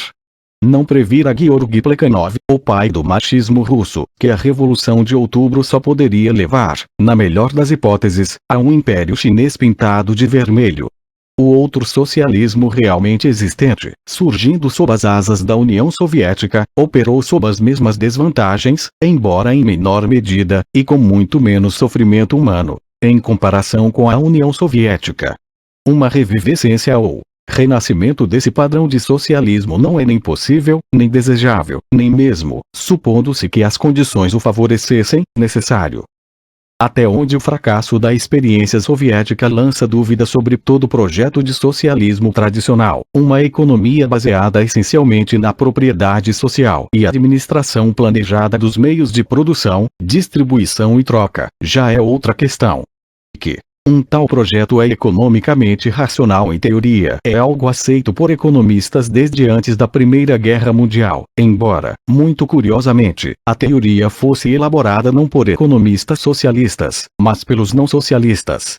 Que teria deficiências práticas, quando nada pela burocratização, era óbvio. que tinha de funcionar, pelo menos em parte, através de preços, tanto de mercado quanto de preços contábeis realistas. Também estava claro, se o socialismo supunha levar em conta mais os desejos dos consumidores do que dizer-lhes o que era bom para eles. Na verdade, os economistas socialistas no Ocidente que pensavam nessas questões na década de 1930, quando naturalmente elas eram muito discutidas, adotaram uma combinação de planejamento, de preferência descentralizado, com preços.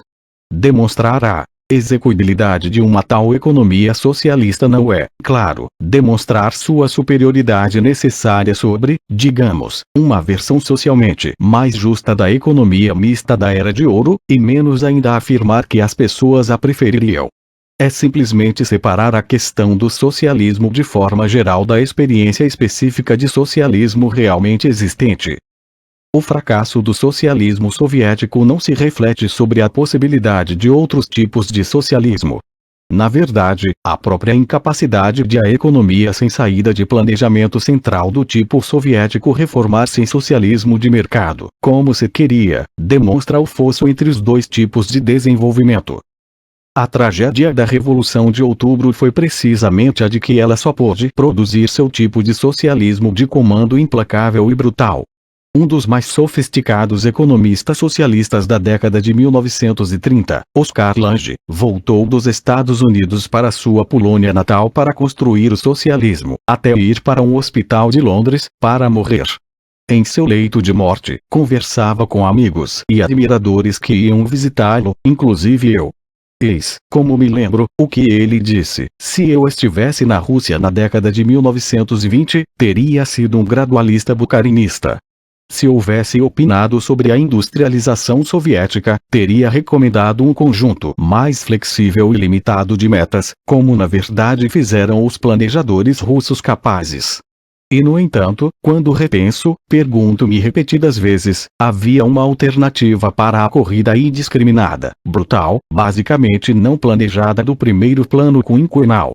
Gostaria de dizer que havia, mas não posso.